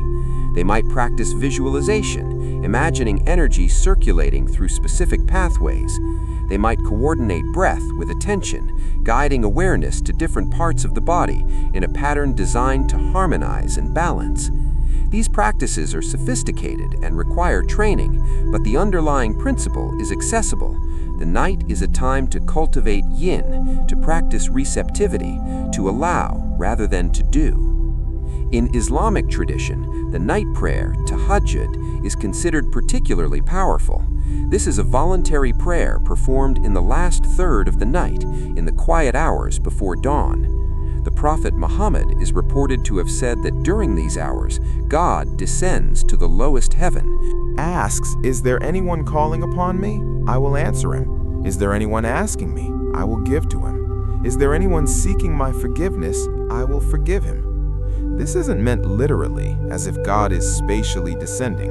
It's pointing to the special quality of these pre-dawn hours, when the world is quiet, when the veils are thin, when the heart is most open and receptive. Muslims who practice tahajjud report that these pre-dawn hours feel different, that prayer and meditation during this time have a quality of depth and intimacy that's harder to access during the day. The darkness, the silence, the solitude, the fact that you've interrupted sleep to pray, all of this creates conditions for genuine spiritual opening. You're not distracted by the demands of the day. You're not performing for anyone. You're alone with yourself and with the divine, however you understand that. And in that solitude and darkness, transformation becomes possible. We can draw from this without necessarily waking in the night to pray. But if we do wake in the night, if we find ourselves awake at 2 or 3 in the morning, rather than immediately reaching for our phones or feeling frustrated that we can't sleep, we might recognize this as an opportunity for stillness, for reflection, for touching something deeper than we usually access. We might get up and sit quietly, or we might stay in bed and simply be present with the darkness and the silence. We might write in a journal, or we might pray or meditate in whatever form is meaningful to us. These unscheduled wakings, these liminal hours between sleep and morning, can be gifts if we receive them as such. In Japanese culture, the practice of forest bathing, or shinrin-yoku, is typically done during the day, but there's also a tradition of moon viewing, tsukimi, which happens at night. During autumn, when the moon is particularly bright and beautiful, people gather to view the moon, to appreciate its beauty, to write poetry, to reflect on the passage of time and the transience of all things. This isn't a religious practice necessarily. It's an aesthetic and contemplative practice, a way of using the beauty of the night sky as a doorway to deeper awareness. The Japanese aesthetic concept of mono no aware, the pathos of things, the bittersweet awareness of impermanence, is often evoked by nighttime experiences. The cherry blossoms that bloom so briefly and beautifully, viewed at night under moonlight or lanterns, become even more poignant because you know they'll soon fade. The moon itself, waxing and waning, appearing and disappearing behind clouds, reminds us that nothing stays the same, that beauty and life are precious precisely because they're temporary. This sensibility, this willingness to feel the full emotional resonance of impermanence rather than avoiding it, is something we can bring to our nighttime practice. Rather than rushing through our bedtime routine trying to get to sleep as quickly as possible, we might pause to appreciate the beauty of the night.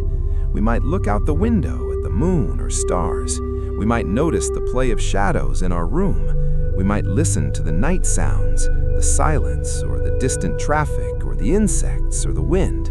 We might let ourselves feel the poignancy of another day ending, another night beginning, the preciousness of this moment that will never come again. In Celtic traditions, particularly in Ireland and Scotland, there are practices around the threshold times of day, the transitions between light and dark. Dawn and dusk are considered liminal times, powerful times, when the ordinary rules don't quite apply. Night itself is a threshold, a between space. The Celts recognized the power of in-between states, of boundaries and edges. These are the places where transformation happens, where magic is possible, where you can access other realms.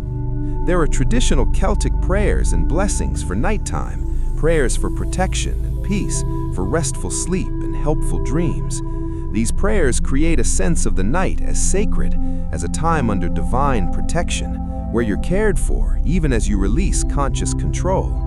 This is a beautiful antidote to the fear of darkness and night that many people carry. Rather than seeing night as a time of danger and vulnerability, you can see it as a time of being held, being blessed, being carried by forces larger than yourself.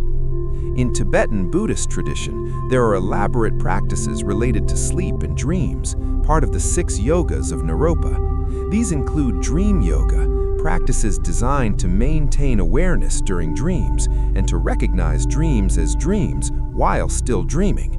The goal is to develop lucidity, to carry conscious awareness into states that are usually unconscious, and ultimately to recognize that the waking state is also dreamlike, also constructed, not as solid and real as it appears. There are also sleep yogas, practices for the transition to sleep and for working with the deep, dreamless sleep state. Advanced practitioners work to maintain a thread of awareness even in deep sleep, recognizing this state as a form of the clear light, a glimpse of the fundamental nature of mind. These are advanced practices, not something most people can or need to engage with, but they point to a truth that's relevant for everyone. Sleep and dreams are not just downtime, not just unconsciousness, they're states of consciousness in their own right, with their own qualities and possibilities. We can approach our sleep with more respect, more curiosity, more intentionality because of these teachings. Even if we're not trying to maintain lucidity in our dreams or awareness in deep sleep, we can approach the transition to sleep as a significant moment, a threshold we're crossing. We can say goodnight to the day, to our concerns, to our identity. We can welcome the night, welcome sleep, welcome whatever will emerge in dreams. We can trust that even when we're not consciously aware, even in the deepest sleep, something is happening, something important, something that serves our wholeness and healing. In Native American traditions from various tribes, there are practices of speaking one's troubles to the night, to the darkness, as a way of releasing them. You might go outside as darkness falls and speak aloud everything that's troubling you, everything you're carrying, offering it to the night. The night receives it, the darkness absorbs it. You return to your home lighter, emptied of the burden. This isn't magical thinking in the sense of believing that problems will magically disappear. It's a psychological and spiritual practice of externalization and release, of not holding everything inside, of trusting that you can let go. We can do a version of this. We might go outside if possible, or simply open a window and speak softly to the night. We might tell the darkness what's heavy in our hearts, or we might write it down, then burn the paper or tear it up, symbolically releasing it. Or we might visualize placing our troubles in a container, a basket or a box, and setting it outside our bedroom door, trusting that we don't need to carry it into sleep with us, that we can pick it up again in the morning if necessary, but that for now, for these hours of rest, we can let it go. What all of these diverse cultural traditions share is a recognition that night is not merely the absence of day, that darkness is not merely the absence of light, that sleep is not merely the cessation of waking. They recognize night as a presence, darkness as a power, sleep as a state of consciousness with its own gifts and possibilities. They've developed rich practices, rituals, prayers, and teachings to work with the night, to honor it, to use it as a space for healing and transformation and spiritual deepening. We don't need to adopt any particular cultural framework to benefit from this collective wisdom. We don't need to believe in particular deities or cosmologies, but we can let these traditions inspire us, remind us that what we're doing when we create conscious nighttime practices, when we use the night for emotional release and deep rest, we're participating in something ancient and universal, something that connects us to our ancestors and to human beings all over the world who have also sought to work with the night's power. We're part of an enormous ancient current of practice and wisdom. We're not making this up or doing it alone. We're joining a vast company of seekers and healers who have recognized that the night is a teacher, a healer, a doorway to transformation. Let that recognition support you. Let it give you confidence that what you're doing matters, that it works, that it's part of the deep human wisdom about how to live well, how to heal, how to let go of what no longer serves and open to what wants to emerge. The night has held countless billions of human beings across the millennia. It's holding you now. It knows what to do. Trust it. Welcome it. Let it do its work. Working with difficult emotions in darkness. Let's be honest about something. Night can be difficult. For many people, nighttime is when the hardest emotions surface, when the defenses we maintain during the day start to crumble, when the anxiety we've been pushing away comes flooding in, when the grief we haven't fully felt rises up and demands attention, when loneliness becomes acute and almost unbearable, when fears about the future, regrets about the past, all the things we've been too busy to feel come crashing down. If this is your experience, if nighttime feels more like a gauntlet than a sanctuary, please know that you're not alone and that there's nothing wrong with you. What you're experiencing is actually a sign that your system is trying to heal, trying to process, trying to release what needs to be released. The problem is not that difficult emotions are arising. The problem is that you probably haven't been taught how to work with them when they do arise, how to be with intense feelings without being overwhelmed or trying to suppress them. So let's talk practically about what to do when difficult emotions surface at night, how to work with them rather than against them, how to let them move through rather than getting stuck in them, how to use the darkness and the quiet as allies in emotional processing rather than as enemies that make everything worse. First, and this is crucial, we need to shift our relationship to difficult emotions. Most of us have been taught, implicitly or explicitly, that difficult emotions are bad, are problems to be solved, are evidence that something's wrong with us. We've learned to fear them, to avoid them, to try to make them go away as quickly as possible. But this approach doesn't work. It actually makes things worse. Because emotions are not problems, they're information, they're energy, they're the body's way of communicating something important. And they need to move, to be felt, to be expressed in order to be released. When we try to suppress or avoid emotions, they don't disappear, they go underground. They get stored in the body as tension and pain. They leak out as irritability or numbness or compulsive behaviors. They sap our energy and cloud our thinking and interfere with our relationships. The way out is not to avoid feeling, it's to feel more fully, more consciously, more skillfully. Buddhist teaching offers a powerful framework for working with difficult emotions. Instead of seeing them as enemies to be defeated or problems to be solved, we can see them as visitors, guests who have shown up at the door of our awareness. They might not be guests we invited, they might not be guests we're happy to see, but they're here, and the question is, how do we receive them? The Sufi poet Rumi wrote a famous poem called The Guest House that expresses this beautifully. He suggests treating each emotion as a guest, welcoming them all, even the difficult ones, because each has been sent as a guide from beyond. This doesn't mean we enjoy difficult emotions or seek them out. It means we don't add suffering on top of the original difficult feeling by resisting it, by telling ourselves we shouldn't be feeling this way, by judging ourselves as weak or broken for having the feeling.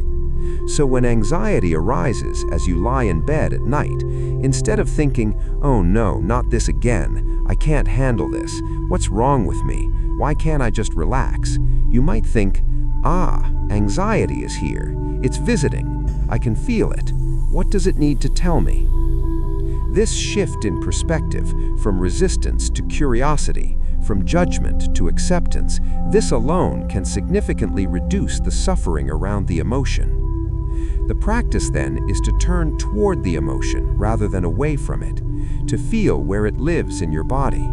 Anxiety, for most people, shows up as a tightness in the chest, a knot in the stomach, a sense of agitation or shakiness. Sadness might show up as a heaviness in the chest, pressure behind the eyes, a lump in the throat. Anger might show up as heat, as tension in the jaw and shoulders, as a sense of energy wanting to burst out. Fear might show up as cold, as contraction, as a sense of wanting to hide or run. When you locate the physical sensation of the emotion, you bring your attention there. You breathe into that area of your body. You don't try to make the sensation go away. You don't try to change it or fix it. You just feel it as fully as you can. You notice the texture of it, the temperature, the shape, the movement, because emotions are not static. They're always shifting and changing if you pay close attention. And here's what's remarkable. When you can feel an emotion fully, when you can be present with its physical manifestation without resistance, it almost always starts to shift. Not necessarily immediately, sometimes you need to breathe with it for a while, but it shifts, it moves, it changes, because that's the nature of emotion. Emotion means to move, it's energy in motion, and when you stop damming it up with resistance, when you allow it to flow, it flows through, and the intensity gradually decreases. This doesn't mean it's always easy or comfortable. Some emotions are intense, some are genuinely painful to feel, but there's a difference between pain and suffering. Pain is the direct experience of the emotion. Suffering is the pain plus our resistance to it, our stories about it, our judgments and fears. When we can feel the pain without adding the layers of suffering, it's more bearable than we might expect. There's a practice in Buddhist meditation called RAIN, an acronym that provides a structure for working with difficult emotions. R stands for recognize. You recognize what's present. Anxiety is here. A stands for allow. You allow it to be present without trying to change it. It's okay for anxiety to be here. I stands for investigate. You investigate the emotion with curiosity. Where do I feel this in my body? What's the quality of the sensation? N stands for nurture. You offer yourself compassion and kindness.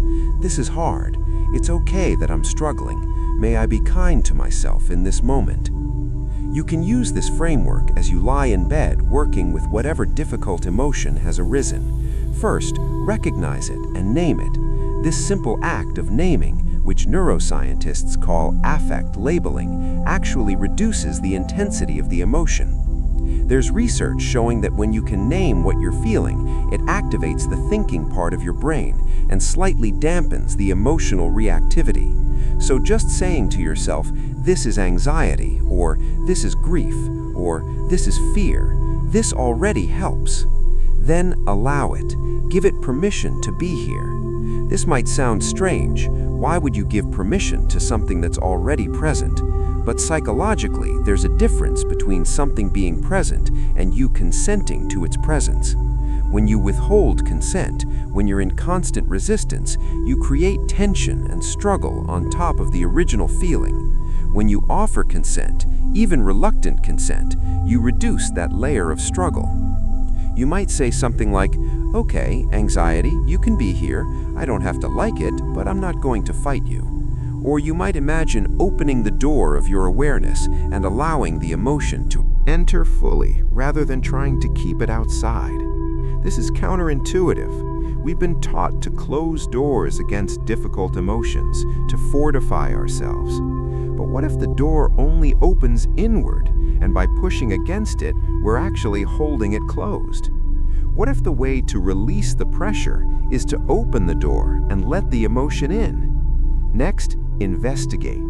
This is where you bring the quality of curiosity we've been discussing. You feel into the physical sensation of the emotion. You notice its qualities. You track how it changes moment to moment.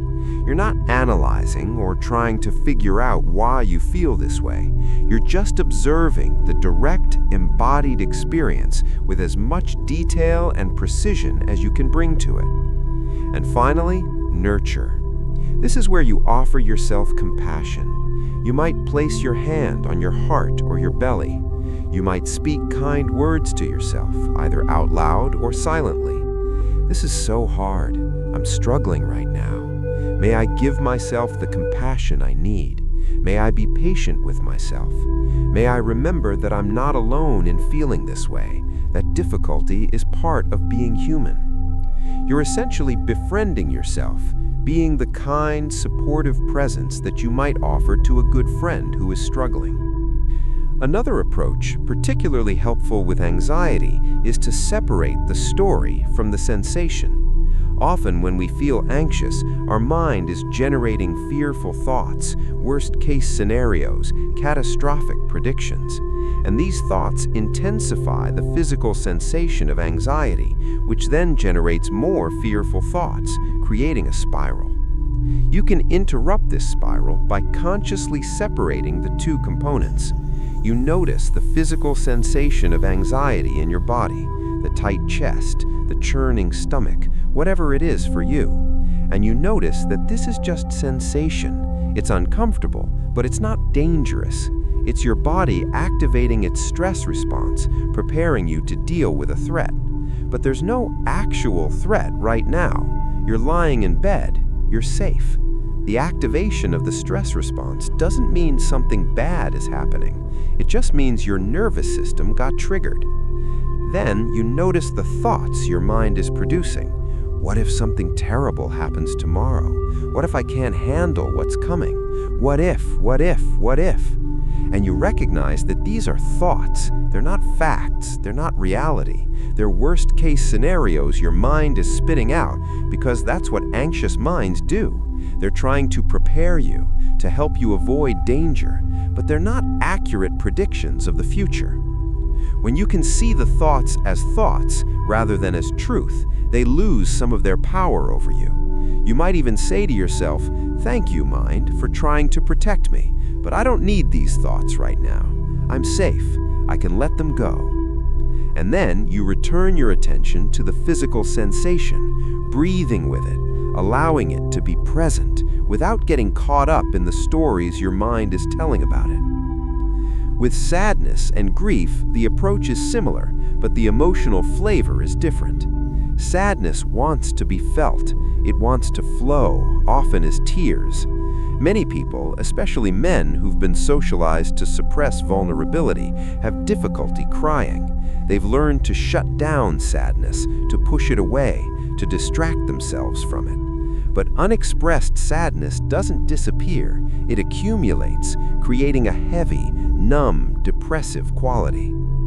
If sadness arises at night, if you feel grief welling up, the practice is to allow it, to let the tears come if they want to come, to let your body shake or heave with sobs if that's what wants to happen.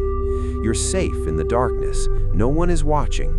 You don't have to maintain composure or protect anyone else's feelings. You can let sadness move through you fully, trusting that on the other side of the tears, there's relief, there's release, there's a lightness that wasn't available before. You might even actively encourage the release if you notice sadness present but stuck, unable to flow. You might think of something sad deliberately, something you're grieving, allowing your mind to touch it fully. You might place your hand on your heart and say, "It's okay to cry. It's safe to feel this." You might imagine your heart opening, softening, allowing the grief to pour out like water from an overflowing cup. Anger is another emotion that many people struggle with, particularly at night. Anger can feel energizing, activating, which is the opposite of what you want when you're trying to sleep. And many people judge themselves for feeling anger, seeing it as a negative emotion, something they shouldn't feel. But anger, like all emotions, is just energy. It's information. It's often a response to boundary violations, to injustice, to feeling unheard or disrespected. It's a signal that something needs to change, that you need to protect yourself or stand up for yourself. The problem with anger is not the feeling itself, it's what we do with it. If we suppress it, it turns into resentment and bitterness. If we express it unskillfully by lashing out at others, it causes harm. But there are ways to work with anger that allow its energy to move without causing harm. At night, when anger arises, you might need to discharge some of the physical energy before you can settle into rest. You might get up and do some vigorous movement, even just shaking your body, moving your arms and legs vigorously, stomping your feet. This isn't about getting more activated, it's about allowing the activation that's already present to move through and complete. You might also work with anger through breath. You might use strong exhalations, forceful out-breaths through your mouth, imagining that you're breathing out the anger, releasing it into the air. You might pair this with clenched fists that you then release suddenly, physical analogs of holding and releasing the anger. And you might work with anger through expression, but in a safe, contained way. You might write in a journal, pouring out all the anger, all the resentment, not censoring yourself, not trying to be fair or balanced, just letting it all out on paper. You might beat a pillow or scream into a pillow if you're sure you won't disturb others. These aren't childish or silly practices. They're ways of honoring the energy of anger, allowing it to have expression, while doing so in a way that doesn't harm anyone. Once you've allowed some of this energetic discharge, you can then investigate the anger more calmly. What is it telling you? What boundary was crossed? What need isn't being met? What change needs to happen? Anger often contains important information about what you need to address in your life, what you need to say no to, what you need to stand up for. When you can hear this information without getting swept away by the intensity of the anger, you can make wise decisions about how to respond. Loneliness is another emotion that can be particularly acute at night, especially for people who sleep alone. The silence, the darkness, the absence of human contact can amplify feelings of isolation and disconnection. There's no quick fix for loneliness. It's a signal that we're social creatures who need connection, and that signal is valuable, even though it's painful. But there are ways to work with loneliness that can soften its edges. One is to recognize that in this moment, while you may be physically alone, you're not fundamentally separate or isolated. There are people who love you, even if they're not physically present. You can bring them to mind, imagine their faces, remember conversations you've had, feel the warmth of those connections even across distance. You're part of a human family that includes billions of people, most of whom you'll never meet, but who share your basic humanity, your struggles and joys and longings. You might also work with loneliness by recognizing that you're not alone in feeling lonely. Paradoxically, loneliness is a universal human experience. Countless millions of people are lying awake right now feeling lonely, just like you. In that shared experience, there's a kind of connection. You're part of the fellowship of the lonely, and that's still a fellowship, still a form of belonging. You might also recognize that you have yourself, and that cultivating a kind, friendly relationship with yourself can address some of the loneliness. When you can be good company for yourself, when you can treat yourself with warmth and interest and compassion, you're never completely alone. about being okay with never having connection with others. It's about developing a foundation of self-connection that makes the times when you're physically alone more bearable. Prayer or meditation can also help with loneliness if you have a spiritual practice. The sense of connection to something larger than yourself, whether you call it God or the universe or consciousness or nature, this can provide a sense of companionship that transcends physical presence. Even if you're not religious or spiritual in any traditional sense, you might experiment with addressing the night itself, speaking to the darkness as if it were a benevolent presence that's listening, that's holding you. This might sound strange, but many people find it surprisingly comforting. With all of these difficult emotions, there's an important balance to strike. On one hand, you want to feel them fully, to allow them to move through. On the other hand, you don't want to indulge them, to get stuck in them, to let them spiral out of control. The middle way is to be present with the emotion for a period of time, to give it your full attention, to feel it and investigate it and nurture yourself through it. But then, after some time, to consciously shift your attention. You might work with a difficult emotion for 5 or 10 or 15 minutes, really being present with it, and then you consciously decide to shift your attention to something else, to your breath, to a body scan, to sounds in the environment, to a visualization or a prayer or a mantra. You're not suppressing the emotion, you've given it its due, you've felt it, but you're also not letting it run the whole show, not letting it dominate your entire night. This skill of being able to shift attention is crucial. It's not the same as avoidance. Avoidance is refusing to feel the emotion at all, distracting yourself the moment it arises. Shifting attention is feeling the emotion fully for a period of time and then choosing to direct your awareness elsewhere. It's an exercise of agency, of recognizing that while you can't always control what emotions arise, you can influence what you focus on. There are specific practices that can help with this shift. One is what's called noting and letting go. As a thought or emotion arises, you note it. Worrying, or sadness. You acknowledge it, you see it clearly, and then you consciously let it go, imagining it floating away like a leaf on a stream or a cloud in the sky. And you return your attention to your breath, or to the sensations of your body, or to whatever anchor you're using. At first, the thoughts and emotions will come back immediately. That's okay. You note them again, let them go again, return your attention again. You're training your mind, teaching it that it doesn't have to follow every thought, doesn't have to get hooked by every emotion. Over time, with practice, the thoughts and emotions still arise, but they have less stickiness, less power to pull you into rumination and spiraling. Another practice that can help is conscious visualization. When difficult emotions feel overwhelming, when you've worked with them directly but they're still intense, you might shift to visualizing something peaceful and safe, a place in nature that you love, a beach, a forest, a mountain meadow. You engage all your senses in the visualization. What do you see? What colors? What light? What do you hear? Waves, wind and trees, birdsong. What do you smell? Salt air, pine, flowers.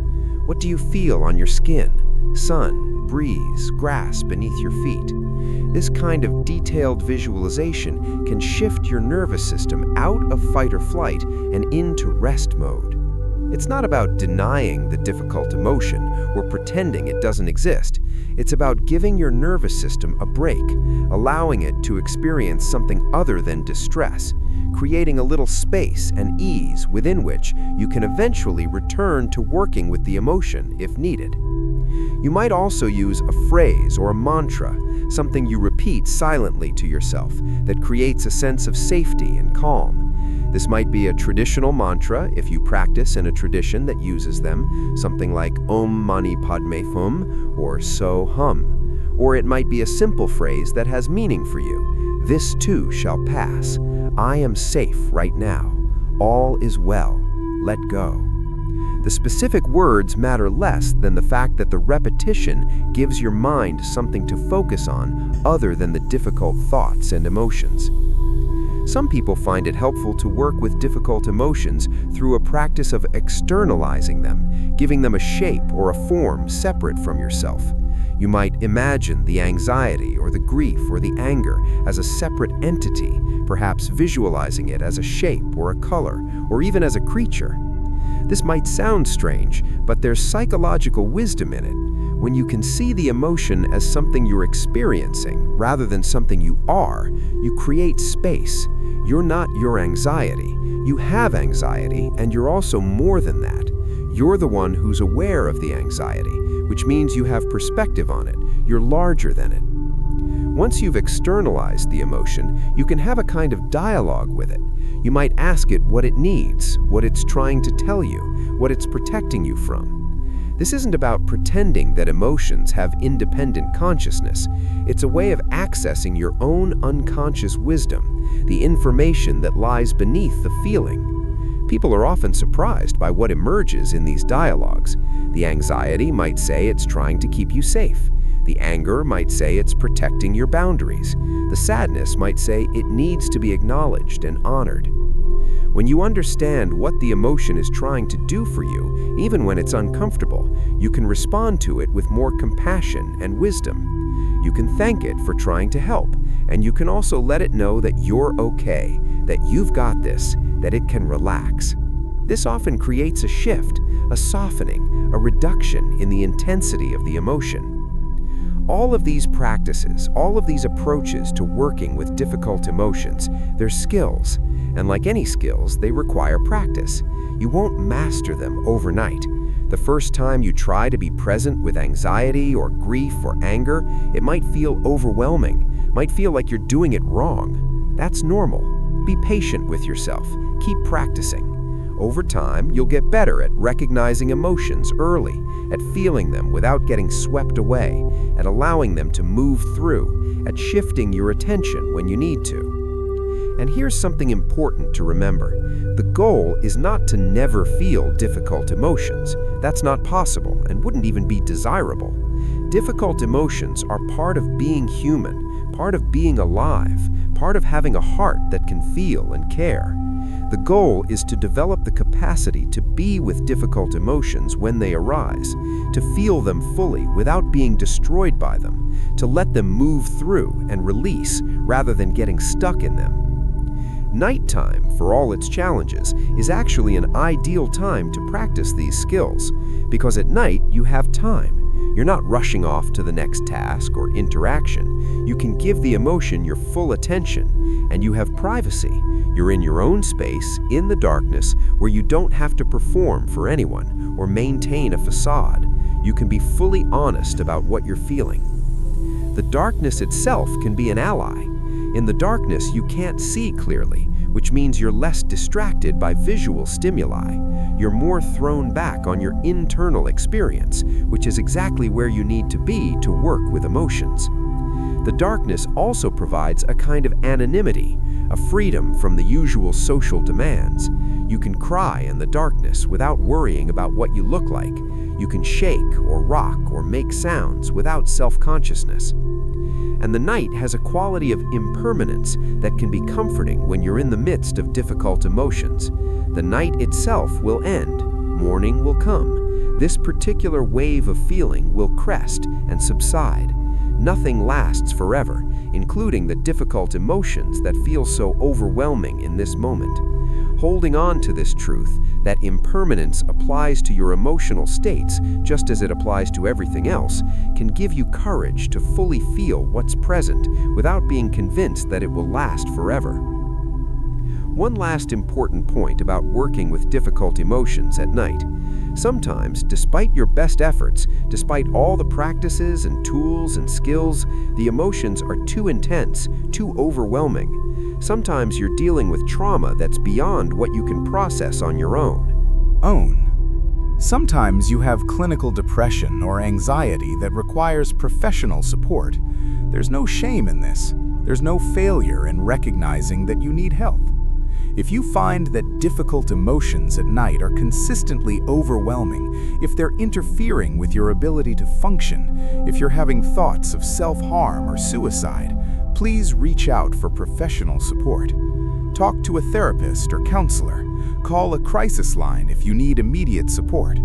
The practices we're exploring in this script are valuable and can be tremendously helpful, but they're not a substitute for professional mental health care when that's what's needed. With that said, for the ordinary difficult emotions that arise as part of being human, as part of processing the challenges and losses and stresses of life, the practices we've discussed can make a tremendous difference. You can learn to be present with difficulty without being destroyed by it.